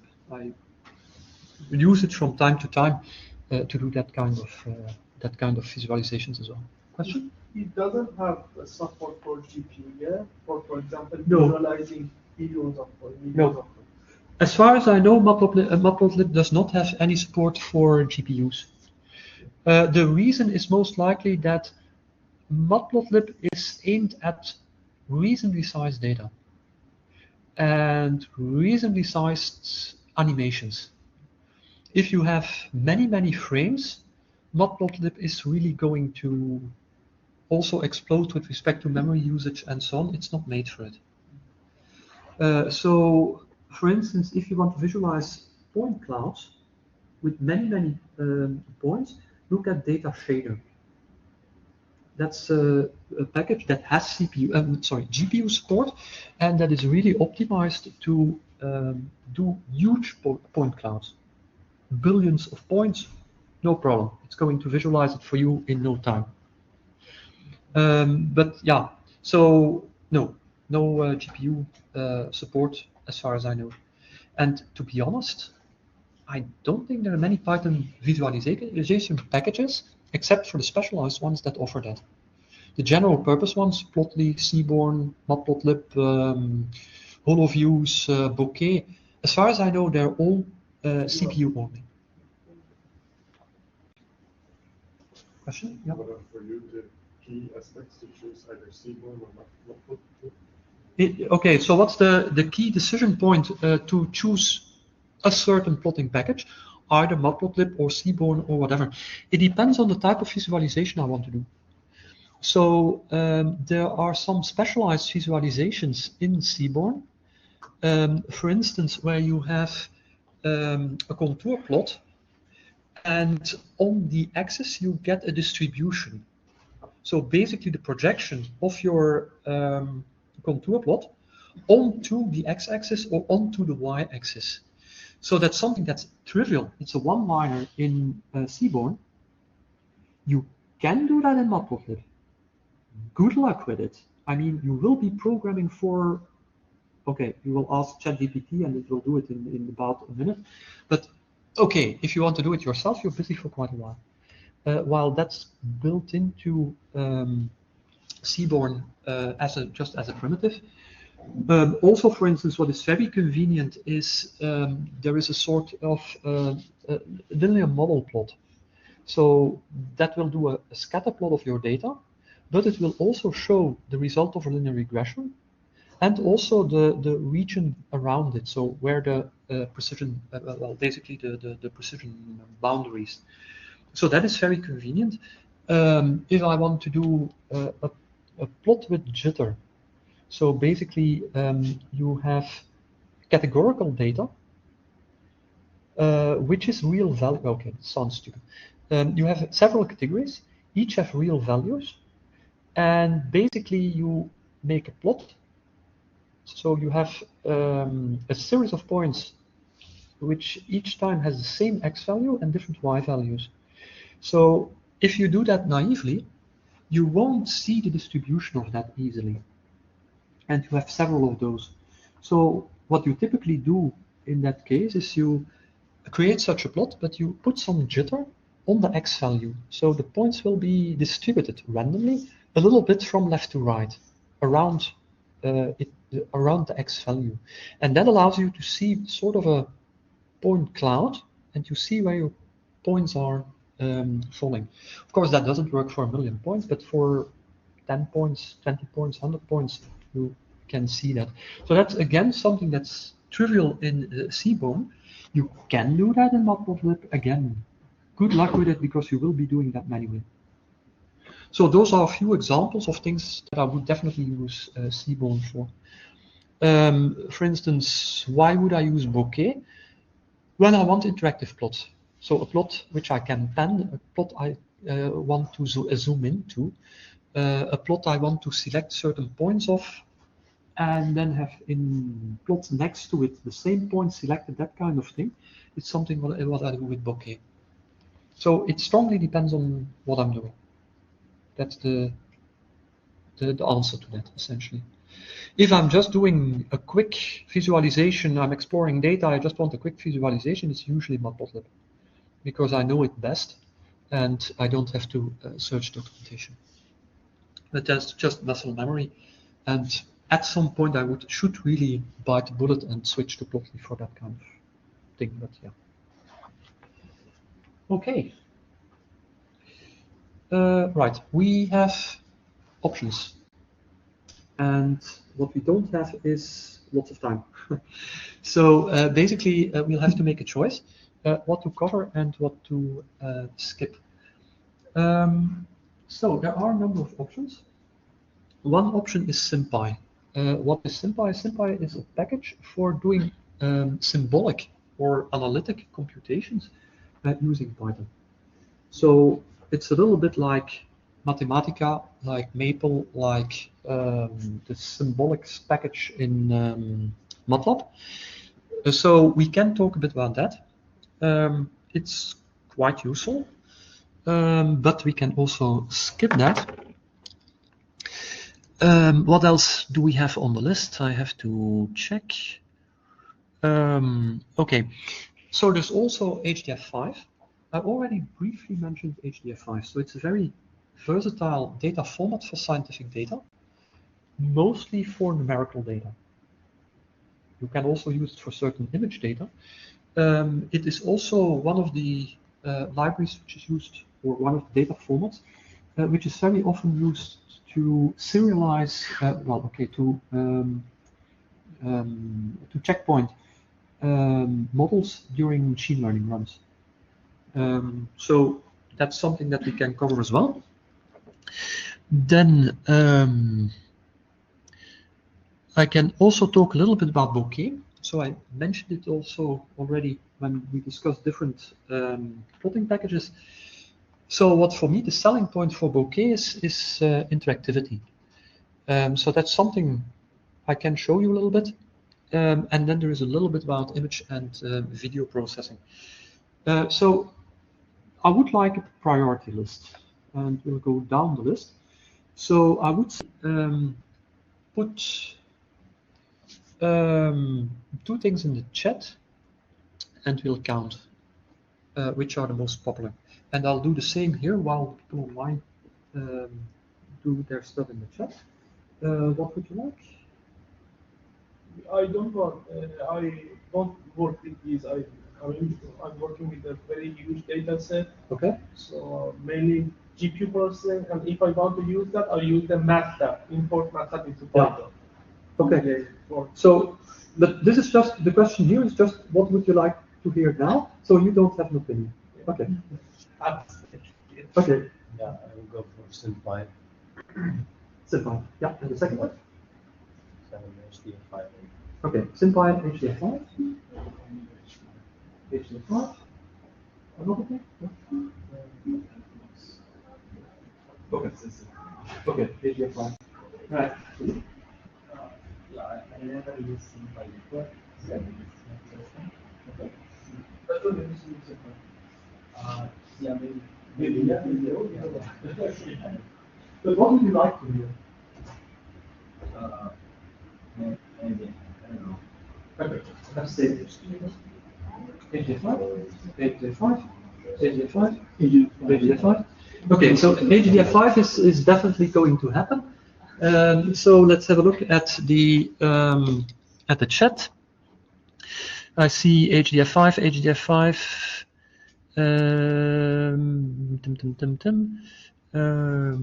Yeah, HDF5, more HDF5, SimPy. Okay, Bokeh, SimPy, HDF5. Okay, so let's start with HDF5. Then I'll backtrack to SimPy and fast forward then to Bokeh, just showing you a little bit what you can do. Okay, HDF5. In Python, there are two implementations. At the heart of HDF5 is a C library. And that's one of the problems with HDF5, which I will comment on. But in Python, you have a choice. So what is HDF5? Well, HDF stands for Hierarchical Data Format. So that already sounds intriguing. Okay, the 5 is just a version. Yes, there was HDF4 at some point, so that's why there's a 5. Okay, so the big selling point is that an HDF5 file is independent of the operating system, it's independent of the programming language, it's independent of the hardware it was created on or is read on. So that makes it very interchangeable. That's a very important point. And also, the information about how it is encoded is in the file itself as metadata. So it's in that respect self-documenting in the sense that you know exactly what is in there and you can get it out in a way that's suitable for your operating system, your hardware, and your programming language. So that's already a big point, because if you just look at binary files, there is, for instance, a difference between a binary file generated in Fortran and a binary file generated in Fortran that uses MPI. Great. So basically, this is nice because it allows you to abstract away from the underlying whatever it is. Okay. It has an abstract data model. So at the top, of course, is a file. It's a file like any other file, but in that file, you can have optionally groups. So in a group, or just in the file itself, you can have data sets. Data sets will have a data type, and data sets and groups can have attributes. Okay. If this reminds you of something, then you would be right, because that looks like what happens on the file system. So a file, an HDF5 file, you can view it as a file system. So basically as your C drive in your laptop, for instance, or USB drive if you want. So you would have directories on that file system. Those are the groups in an HDF5 file. And the files on that file system would correspond to your data sets. So if you think of an HDF5 file as sort of a file system within a file, then that's a very useful analogy. And then, of course, a file system has metadata, and that is exactly that file type, which you then can compare to a file type if you want, a data type. So that you can compare that to a file type, and attributes. We'll see what we can do with those, but basically that's meta information. So the nice thing about these attributes is that they can be used to document your data. For instance, you can define an attribute that says which units this particular data set is in.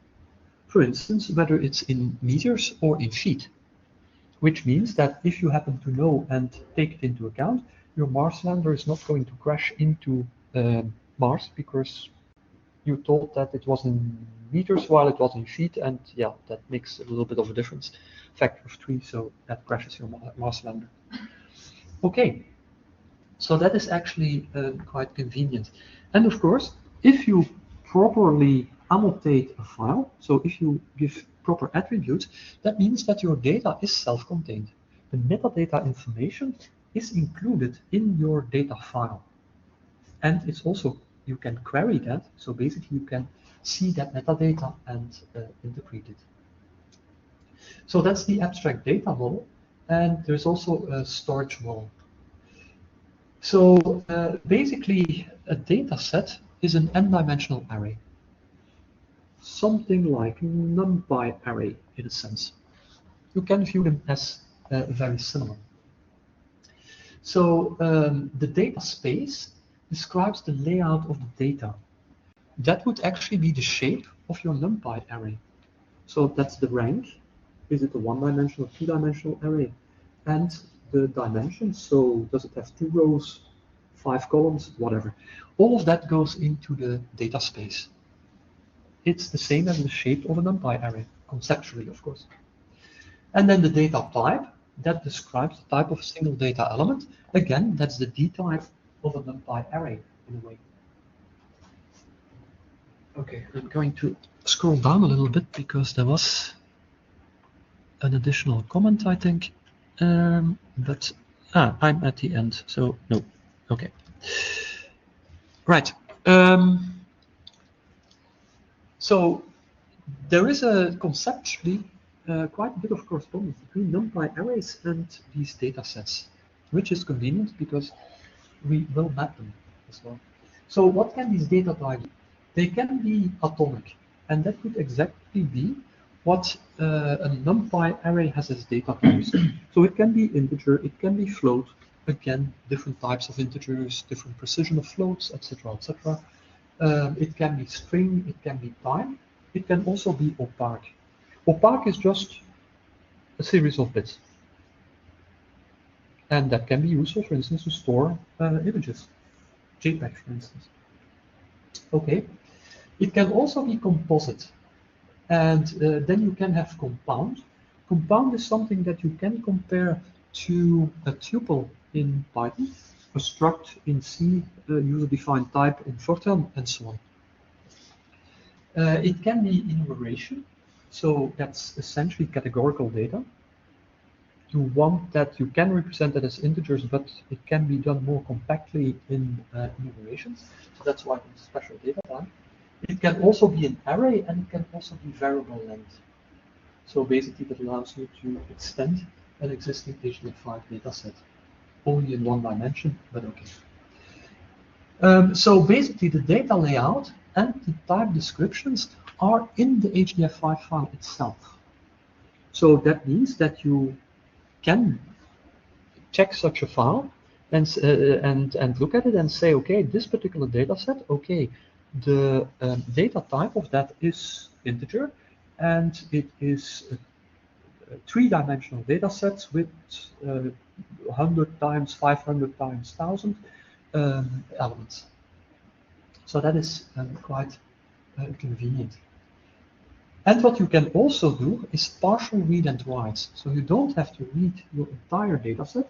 You can say, okay, just give me what is technically called a hyperslab in HDF5, and what is conceptually exactly the same as a slice of a NumPy array. So a hyperslab is just a very expensive, fancy word for a slice. Okay. So the storage model, you have a few options. You have filters which you can apply, and basically there are two. You can automatically have compression. That can be nice in the sense that if you save your data, it's automatically compressed for you.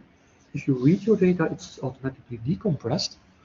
That's nice. That decreases the file size. But of course, it means that when you read, when you write, you have to decrypt, encrypt, so it eats compute time, which may or may not be a problem. That depends. Okay, not decrypt, decompress and compress. So that's one thing you can do. I don't see that much in practice. What you can also do is error detection. So basically, you would be able to see if something in your file changes, if by accident a bit gets flipped. It's only detection. So you know that something happened, but you don't know what happened. So again, I don't see that very often being used. Of course, if you switch on error detection, it means that your file gets a little bit larger because you have to store control check bits, and that of course takes some space. Okay. You also, yes, data sets can be extended, but only in one dimension. So you can add, for instance, rows to a two-dimensional data set, or you can add, whatever you call this, layers to a three-dimensional data set, and so on. But you can only extend in one dimension, and this is something you have to pick in advance. Okay, storage drivers. You can store your whole data set in a single file. You can have it in multiple files. You can have it in multiple files on a parallel file system, and you can have it in memory.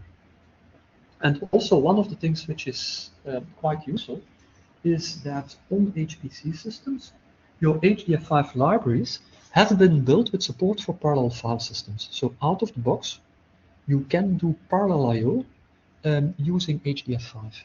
And there are examples of that in the source code. So if you're interested, just check the HDF5 directory, and you will find an example of doing parallel I/O in Python using, okay, I don't remember either PyTables or H5Py. Okay, so typically what you would do is you normally nowadays use a single file. And if you have a parallel file system, you actually can do parallel I/O just on a single file. But of course, you need to do that on a parallel file system. So for KU Leuven users, that basically means that you can only do parallel I/O on Scratch or on staging, because that's Lustre, that's a parallel file system. VSC data and VSC home live on NFS. That's not a parallel file system. Okay. So basically, you can use it from any programming language. So the original library is a C library. There is a C++ API, there's a Fortran API. Those are official in the sense that those are created by the developers of the core library. You can use it from Java, you can use it from Python. And for Python, there are two implementations. There is PyTables and there is H5Py.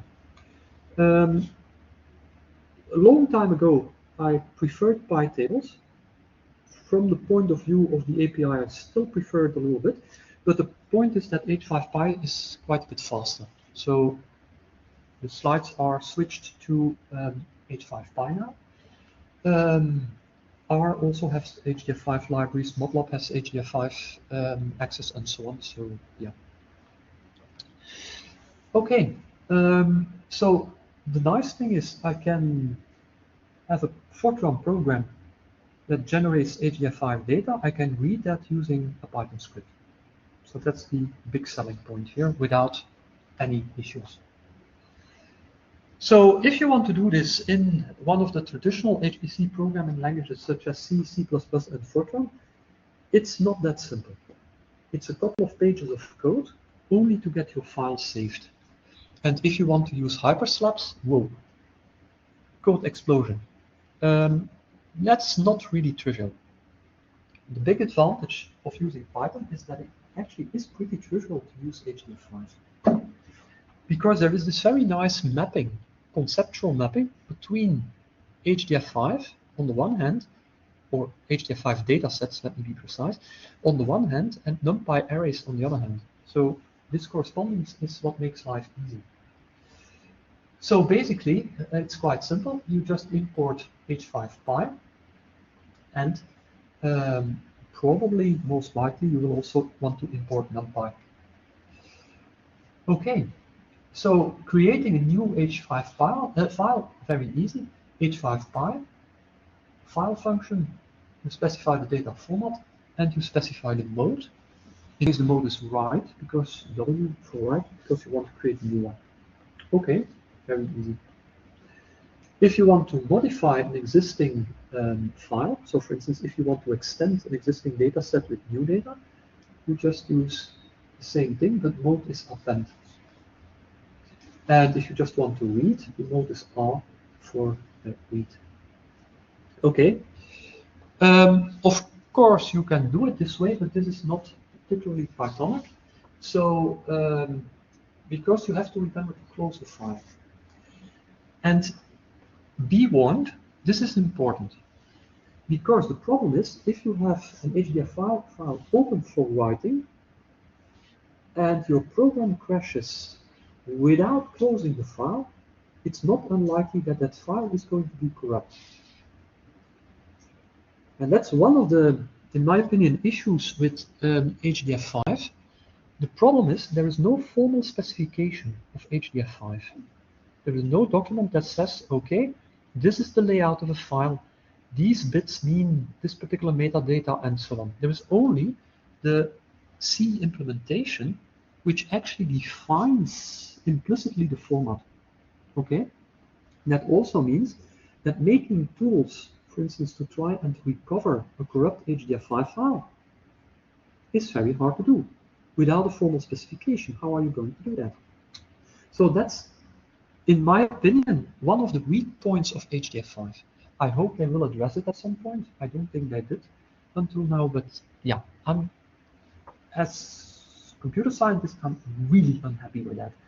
If I have something I don't have a formal specification for, I get nervous. Anyway, so don't forget to close a file which is open for append or for write, because you may end up with a corrupt file, especially if your application crashes. So good practice as usual in Python, use a context manager. So basically with H5Py file open as H5 file, continue to work with it. If something happens in your context manager, in the body of your context manager, the handler, the exit handler, is going to try to close your file. And unless things are really, really very bad, your file will be closed properly and you won't end up with a corrupt file. So certainly for, well, it's of course advised in general, always use context managers in Python if you can. With HDF5, I would even recommend it much more because of this closing thing. Okay, so if I want to create a group, very easy. I've got my file. I just do create group with the name of the group I want to create. Easy. Okay, if I want to create a subgroup, I can just create a group in an existing group. So this gives me the group. I can create a group in there, or I can also do it this way. I can say, well, okay, slash input slash field. And if this reminds you of paths in Linux, that's not a coincidence. Remember what I said, the analogy of an HDF5 file is in fact a file system with directories with files. So these are your directories. This is your directory hierarchy.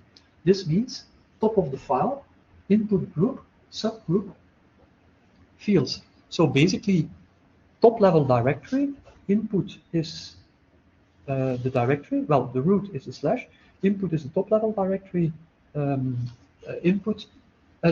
fields is a subdirectory. So there is this one-to-one correspondence, which is quite convenient conceptually. Okay, of course, groups are not particularly interesting. We are interested in the data. So the groups are just there to organize stuff, to keep it in some hierarchy. That's where the H in HDF5 comes from, of course. So in this case, I generate some data, blah, blah, blah. I don't care that much. So it's created somehow. Again, I'm using this match grid thing. And now I'm adding it to the HDF5 file, and I want it to go into the field group. So I do create data set.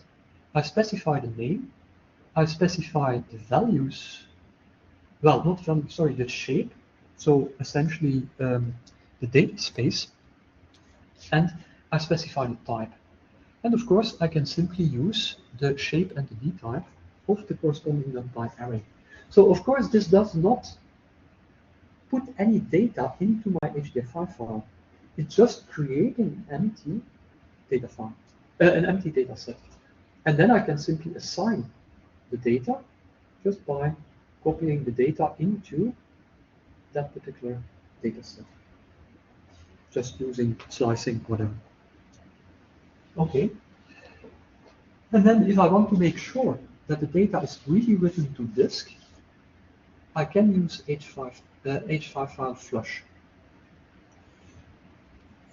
Use this with caution, because the HDF5 library is going to try to be smart on when it accesses the disk. It's going to try to minimize disk accesses to aggregate as much I/O operations into one contiguous write or read operation. So, sorry, in this case only write operation. So, flush forces it to do things which might be bad for performance. So only do a flush when you know that what you have now really should go to disk. Really, really. Of course, upon a close, everything is flushed automatically. That's quite obvious. Okay, so basically, I told you this. Adding a 2D array, which I did before, so why am I doing this twice? Nobody knows, essentially the same thing.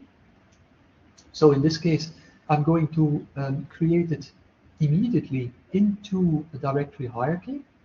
So these did not exist, these groups.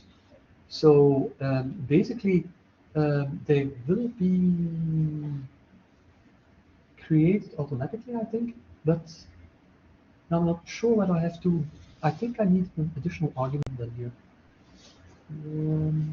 Okay, whatever. So basically, again, same thing. Then adding annotations. So for instance, I can add an attribute to a data set just by specifying a key and the value. So you can view data set or group attributes as key value pairs. So just like a dictionary in Python. They're not quite dictionaries, but again, conceptually, it's the same thing. So this allows me to say that the units for this magnetic field values is millitesla. Okay, I can also annotate a group with whatever I want, doesn't matter. For instance, you could use this in order to annotate data with provenance information. Which experiment was this data derived from? What were set for measurements? These kind of things. You can all add those as attributes, either on groups, either on file level. As per research, I think you can add on file level, and also on data set level. So that's definitely good practice, because then all your metadata is in one place in the HDF5 file. Okay, so reading an array is again quite simple. You just pretend it's a dictionary. So I specify the path to the data set, and what I will get is a NumPy array. And I can just do a NumPy operation on it, for instance, compute the average value of the magnetic field. Very easy. As I said, you do have the concept of hyperslaps in HDF5. It sounds very sophisticated, but it's essentially just a slice. So that is quite useful and makes your life as a programmer really, really easy. Again, do this in Fortran or in C++, and you are writing at least a page of code. Okay, so in this particular case, I read a number of lines in my data set. So starting from the 4th up to the 7th, I think, and I read all the columns. Okay. You can also read non-consecutive data.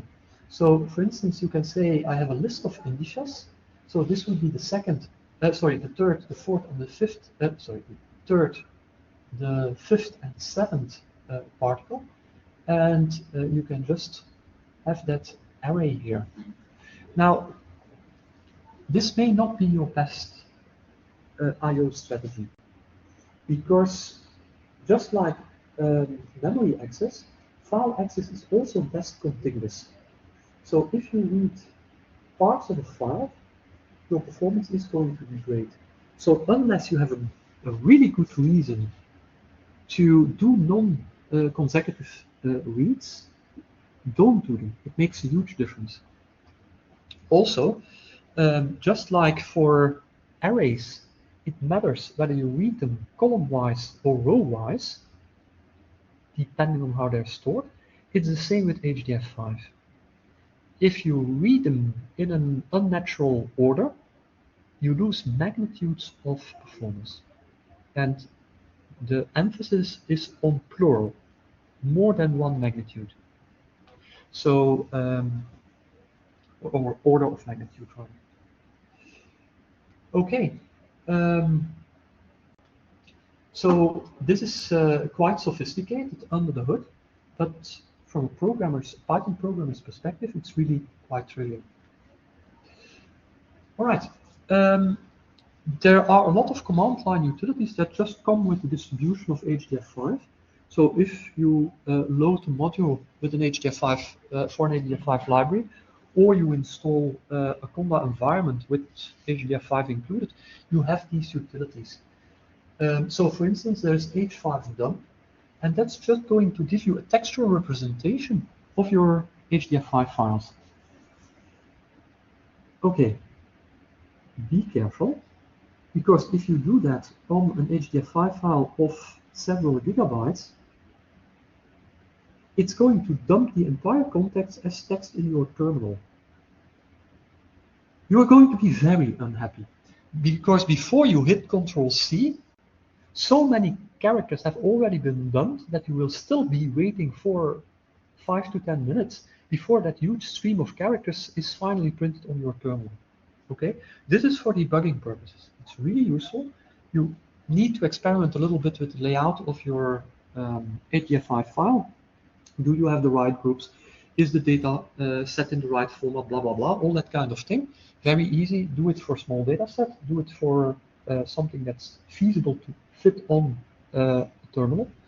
And use h5dump. Don't do that on some arbitrary huge file, because yeah, it's going to be extremely annoying. So h5ls, if you see some similarity with the corresponding Linux command, yeah, this will list the groups in your HDF5 file, it will list the data sets in your HDF5 file, and so on. h5copy allows you to copy a data set from an HDF5 file into another HDF5 file, or add a copy into the same file, so that kind of operation. h5makeGroup, if that resembles mkdir, then that's not a coincidence. So you can simply, from the command line, just add a new group to your file. And then, but this is only for C, C++, and Fortran programmers. There are also wrappers for the compilers, so that you don't have to specify the libraries and the headers as command line options. It's just included, and it will automatically pick up the right include files, the right shared object, in order to build your to link you into your application. Okay. Yeah, this is useful. So even if you're not a programmer of C, C++, and so on, it's still useful to use the show config option, because that will show you what your library has been compiled to do. because it might be compiled to support parallel I/O or not. And yeah, how do you know? Well, if you use show config, it's actually going to tell which features are enabled and which features are not enabled. So that immediately tells you whether you have an appropriate version of HDF5 if you want to do parallel I/O. Okay, so this is actually exactly the same thing, but now for pitables. I'm just going to skip that. It's a nice implementation, which is why I started out 12 years ago, 13 years ago, using pitables, but it's yeah, pretty slow compared to H5Py. So I don't really recommend it anymore. The slides are here, so you're still free to pick whatever you want, but I'm not going through them. Essentially, it's very similar as H5Py, but a bit nicer for certain things. Okay, let's switch to, unless there are questions about HDF5. Not really. Okay, so I can hardly, I can really recommend it. It's a very nice data format. For scientific data, it's really a very nice thing. So is HDF5 as fast as reading or writing binary data? No, it's a bit slower. There is a bit of overhead. And actually in the NumPy section, you can find a benchmark. So if I just dump a data set, so an n-dimensional array as binary data, that is for larger files twice as fast. So there is a performance impact, but the problem with a pure binary file is that you don't have a clue what's in there. So that means that you need to keep track of the metadata, for instance, the data space of your data set, so the shape and also the time. You need to keep track of that separately. And that is, of course, something that is error prone. Okay, that being said, when would I really use binary files and not HDF5? Well, suppose I have a simulation and that simulation runs for a very long time. And I want to make sure that, for instance, it's something that time steps, and every 1,000 time steps, I want to write the state of my simulation to disk, so that if my simulation crashes, because I run out of wall time or whatever, then I can simply resume from that point in time and continue the simulation from that time step. So it's called checkpointing. It's something that in HPC software that's really written for HPC is pretty common. So if I need checkpoint files and they're only intended as checkpoint files, I would use binary. Pure binary, no HDF5, because it's, again, a little bit faster. And this checkpointing, I want to happen as fast as possible. That I don't have metadata, I don't care that much, because I can keep track of that in a configuration file or whatever, it doesn't matter. But there I'm really focused on performance, because checkpointing is useful, but while I'm checkpointing, I'm not computing. So the least time I can spend on checkpointing, the happier I'm going to be, because the more time I can spend on computing. On the other hand, to store the final results, I would definitely use HDF5. Yeah, it can take a little bit longer, but I don't care, because I have all that metadata included in the data, and I have interoperability of different programming language on the same file. So I can produce my data set, for instance, using a very efficient Fortran or C++ application, and doing the data analysis using a slower Python script, because it's just aggregating the data, whatever, or querying the data. So this is easy to do with HDF5. That's much harder to do consistently and correctly using raw binary files. So that's a little bit of a trade-off here. So yes, it's not that fast, but the advantage is that it's much more portable. I would say almost completely portable between programming languages, between hardware, between operating systems, and so on. So that would be the answer to that. Okay.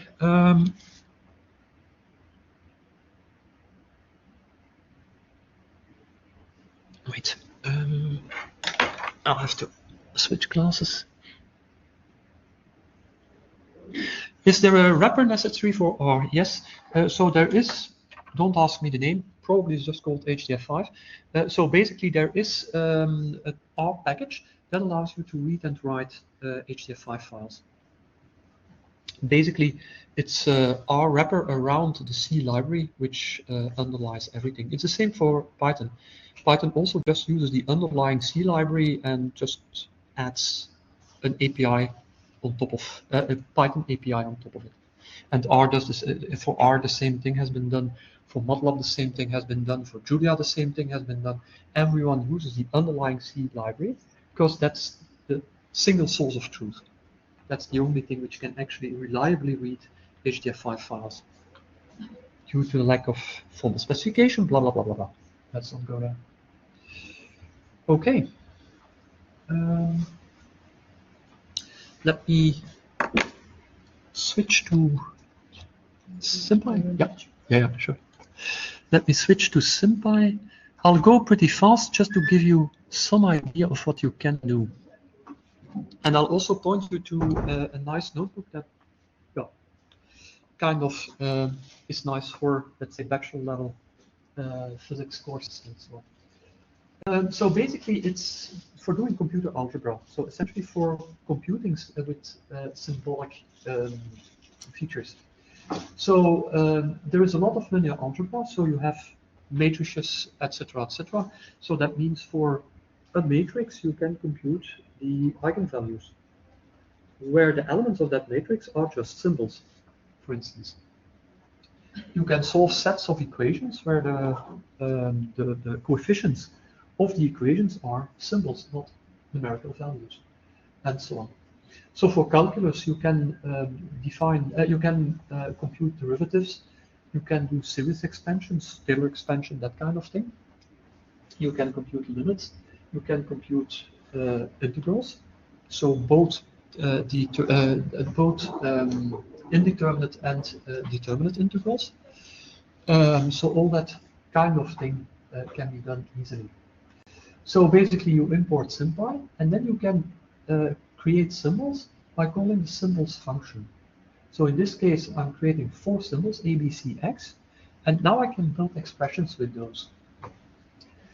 So I can give properties to symbols. So in this case, Y is something that is positive. And that can be useful because depending on what you're doing with Y, certain properties, mathematical properties, may hold or may not hold, depending on whether Y can be negative or only positive. And also, it can be useful to say, okay, this is going to be an integer, not a real number. So these assumptions can sometimes be quite useful. You can also create a symbolic matrix. So in this case, it's a matrix where the first row consists of the symbols x squared, x times y, minus x times y, y squared. So this is a matrix, 2 by 2, but consisting of a symbolic expression as elements. Okay. So for instance, solving equations, I've got this equation. So this is the expression. A and x, B and C are symbols. And this is my equation. And I can just solve for x very easily. What will I get? I will get a list of expressions, again consisting of symbols. And of course, this is second order equation, so I get 2 solutions. Okay, I can solve ax times b. So this would be a matrix with elements a, b, c, d. I define x as x and y and some numerical constants. So I can just solve ax minus b for x very easily. And that would give me this as a result. And in this case, I would get a set rather than this is weird. So this is a set. Yeah, of course it's a set because sorry, it's a dictionary with X, the symbol X as a key and the symbol Y as a key. Okay, eigenvalues, eigenvectors. Yeah, nothing too untoward, I'd say. It will also give the multiplication or the multiplicity of a particular eigenvalue. So basically, that is also quite convenient. Okay, what else can you do? A bit of derivatives. So I've got a function. Okay, and I can derive that with respect to x. Okay, so that would give me the expected result. Now, this gets interesting because this allows you to combine this with SciPy. Remember that we computed the gradient, that we computed the Jacobian for optimization and for solving sets of differential equations, ordinary differential equations. So basically, you don't have to do that by hand. You can simply do it using SymPy and then creating functions, Python functions out of it, and you get your Jacobian essentially for free in a way. It's a bit more programming, but less error prone than doing it by hand, typing the expressions and so on. Okay. You can do higher order or mixed derivatives. So basically, I first derive with respect to x, and then I derive the result with respect to y. So basically, this is df, dx, well, delta x, delta y, etc. So all of this is possible. Integration. So this would be an indefinite integral and a definite integral. We'll specify the limits, and notice that I can happily integrate from minus infinity to infinity. Very easy. The symbol for infinity is OO. Yeah, well, whatever. So that works, and it's comforting that the Gaussian function, if you integrate it from minus infinity to infinity, indeed gives 1, which you would hope that happens, otherwise. You can have multiple integrals, no problem.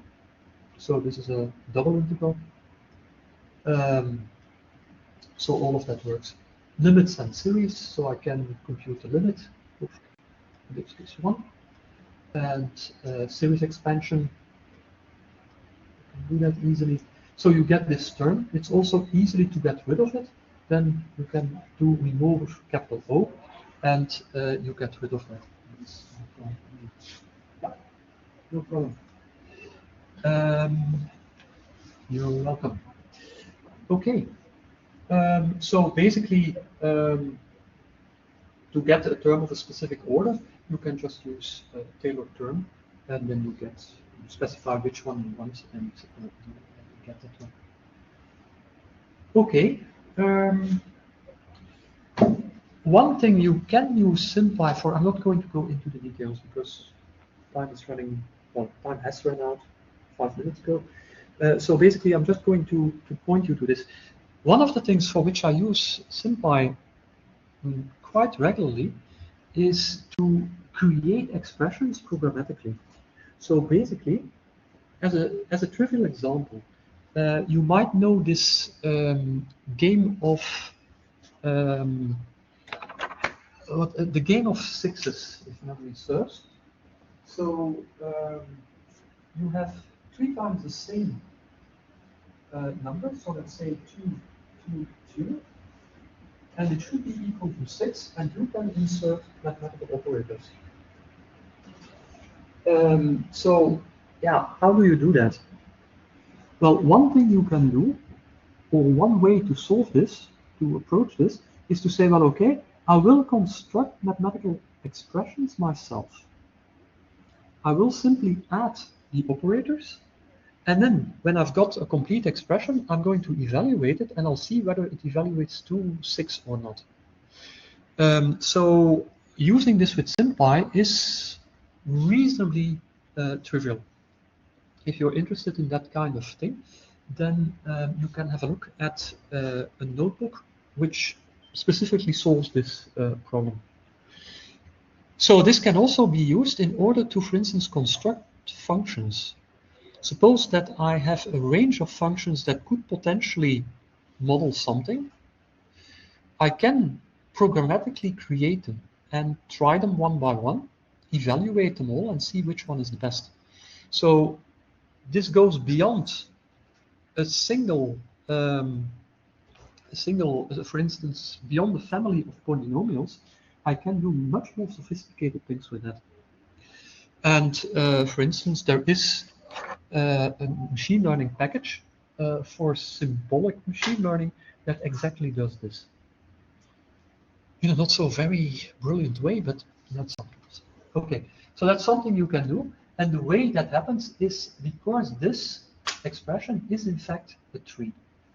So you build these trees programmatically and you have your expression, given that the tree is valid, of course, but yeah, that's up to you as a programmer. So this is actually quite powerful. So I'm not going into the details here because that's fairly specialized. One thing which is useful is substitution. So I can always substitute a symbol for something. It can be a number, but it can also be another symbol. So that is also something which is quite powerful. There are also some operations like factoring an expression, expanding an expression, and so on, which allow you to simplify expressions and so on. So this simplify, for instance, is an operation where being a bit careful with the properties of your symbols can be quite useful. Because in general, if I don't specify anything about x and y, they could potentially be negative, and in that case, this is not going to get simplified. So it's useful to keep that in mind, that still you need to know your mathematics in order to get the results you want. So basically this is a paper, reasonably old, I think, which introduced SymPy. It has evolved quite a bit since that publication. It's something that I consider very useful in the scientist's toolbox, because yeah, it can be very tedious to do this kind of computations if you can automate them using SymPy. Or better still, if someone wants to pay for you to use Mathematica, it's even better, but okay, that's expensive. So basically, I like it, I always keep it around, and I usually find some interesting applications for it. Okay, so we can stop here if you want. I can also show you a little bit about Bokeh, just what you can do. So it's up to you whether you want to see that or not. If you want to leave, feel free. It's up to you. But maybe showing you a little bit. I'm not going to do it interactively because usually that takes more time. Okay, let's not go there. I want to go to the interesting stuff. So one of the nice things is if you use this, you get these widgets here, and those allow you to pan, to zoom in several ways. So that's interesting for data exploration, interactive data exploration. So that's why I like Bokeh quite a bit. What you can also do is add widgets that will actually allow you to change parameters. So this is a slider which controls the parameters here. And so basically that means that you can interactively change a parameter, and the plot will be adapted to the value of the parameter. That does require a bit of stuff. So basically this does not work just in an HTML file. For that you really need a Jupyter Notebook or something. What is really powerful is linked figures. So basically these are three plots, and they're all derived from the same data set. So it's essentially just a harmonic oscillator, and this guy here is the amplitude of the oscillator. This is the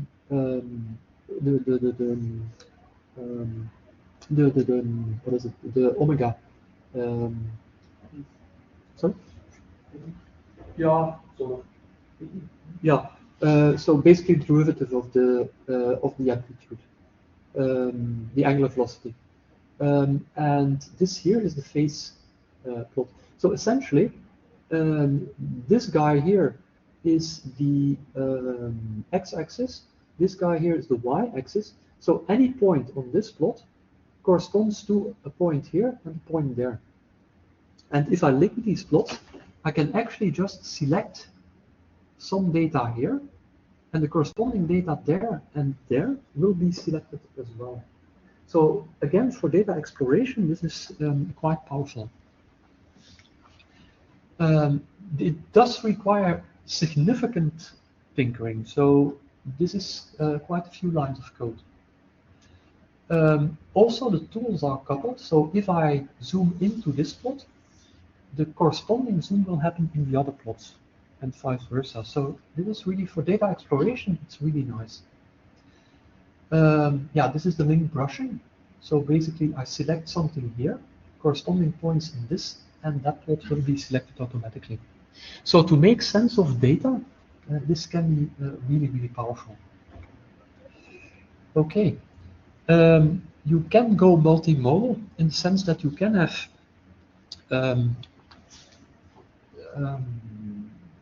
if you hover over something, you get a box with additional data.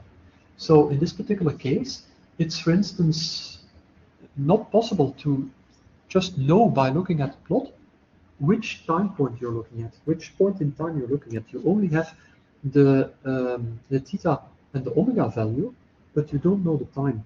So if you annotate it with extra information, which appears in a box when you hover, then of course you have the time.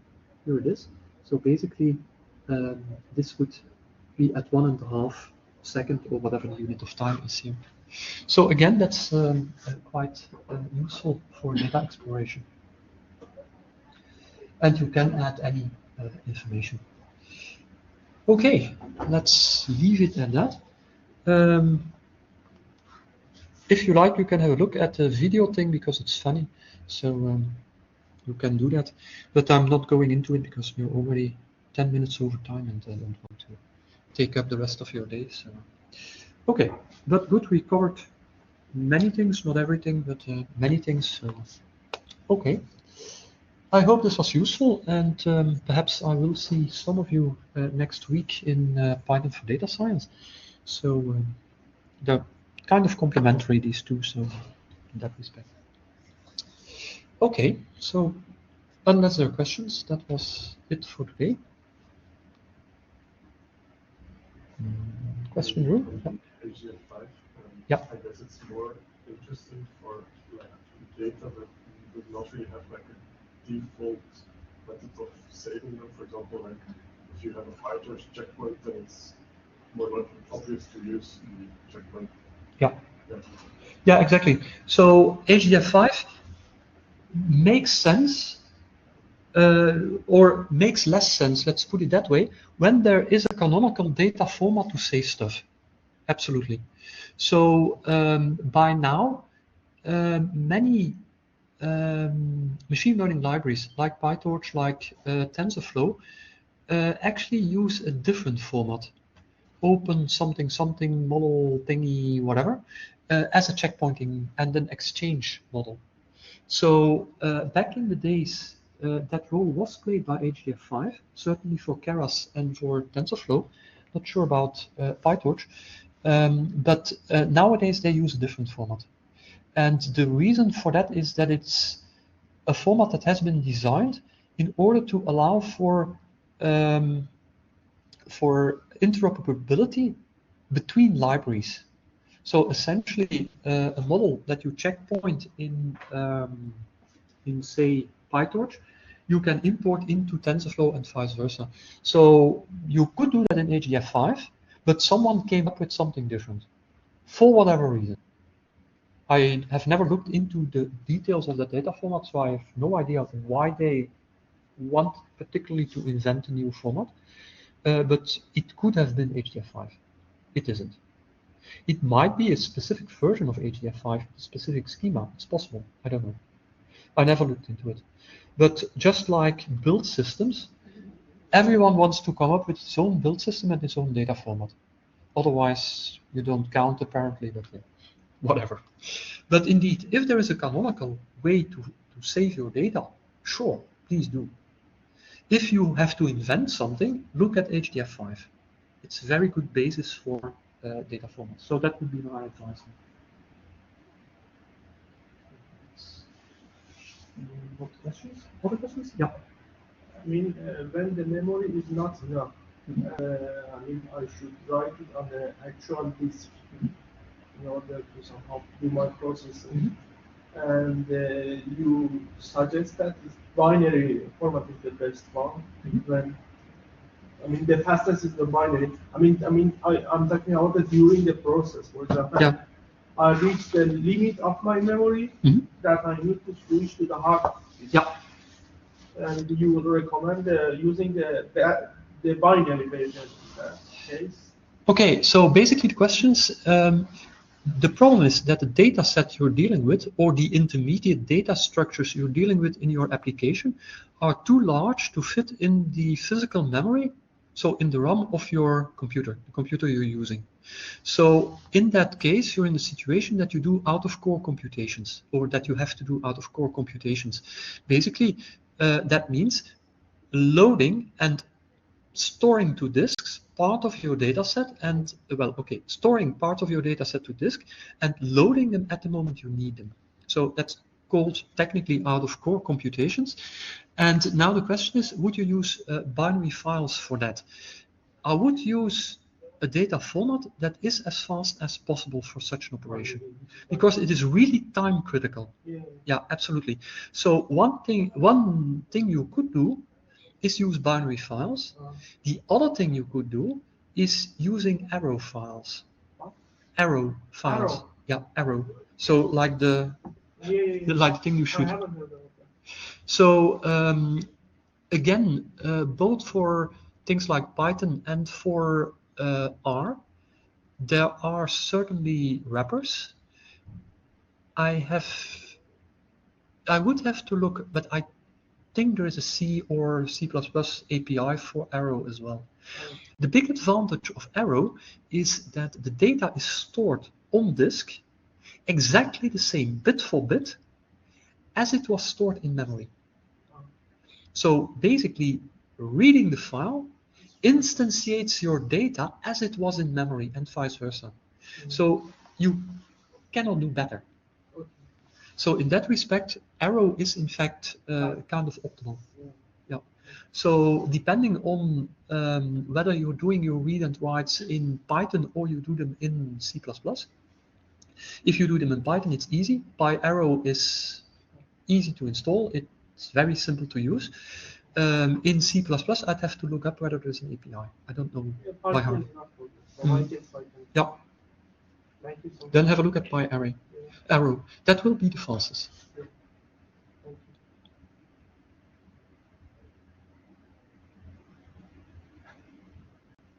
Other questions? Nope. Okay. Then thanks again and see you on some other occasion.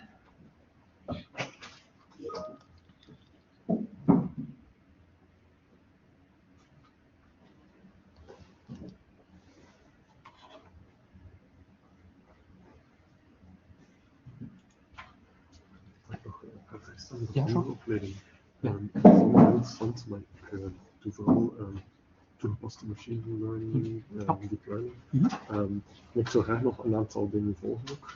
Maar ik weet bij sommige dingen niet of dat mijn voorkennis überhaupt echt genoeg is, of wat dat dan best zou kiezen. Want je hebt bijvoorbeeld code optimization, maar ook Python voor HPC, wat ik misschien zou gebruiken. En dat lijkt ook bijvoorbeeld optimization voortkomen. Maar staat ook dan om eventueel Fortran en C een beetje achtergrond in te hebben, wat ik meer heb. En ik weet dan niet of het echt een moeite zou zijn voor mij om dat dan...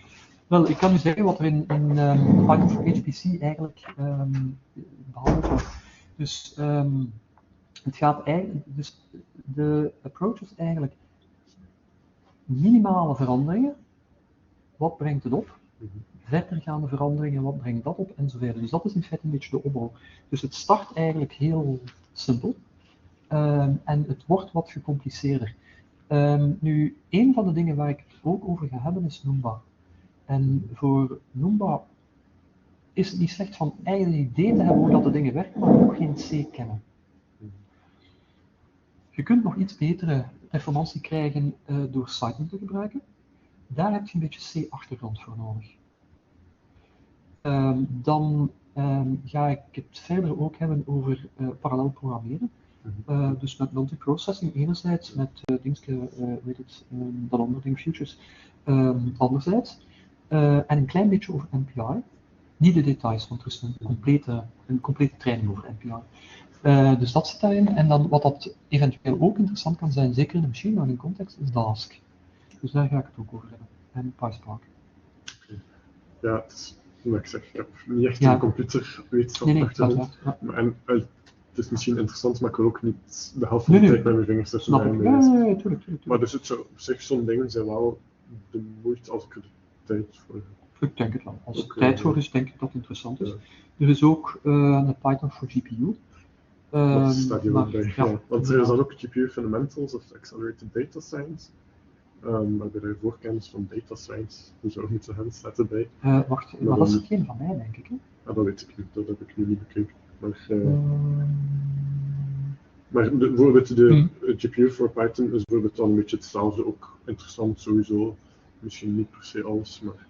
Ja, een van de dingen die ik zou moeten doen, maar ik weet niet of ik eraan toe ga komen voor deze editie, is algemene computing met tensors. Dus het zijn met TensorFlow, het zijn met PyTorch tensors, maar niet voor machine learning, maar ook gewoon voor accelerated matrix operations en dat soort dingen, of tensor operations. Dus ja, dat is altijd wel interessant, omdat daar dan toch ook nuttige dingen in zitten, die je bijvoorbeeld in PyTorch kunt gebruiken, omdat je nog dan data restruction moet doen of weet ik wat eigenlijk is. Dus zo'n dingen. Maar ik durf niet beloven dat ik het af ga krijgen. Natuurlijk niet. Ja. Want komt daar dan ook bijvoorbeeld dingen bij, zoals de installatie van of bepaalde aspecten over CUDA, want dat vind ik ook altijd... Dat is een beetje tricky. Ik ga daar niet te hard op in. Maar wat dat je wel altijd hebt voor elke training, is er ook een file om een comma environment te maken. En er zijn er twee. Er is er eentje high level, die eigenlijk heel weinig informatie geeft en gewoon cross fingers hope voor de best. En er is er een andere die heel precies is, met alle versies en zo verder. Dus die is heel erg reproduceerbaar, maar niet erg portable.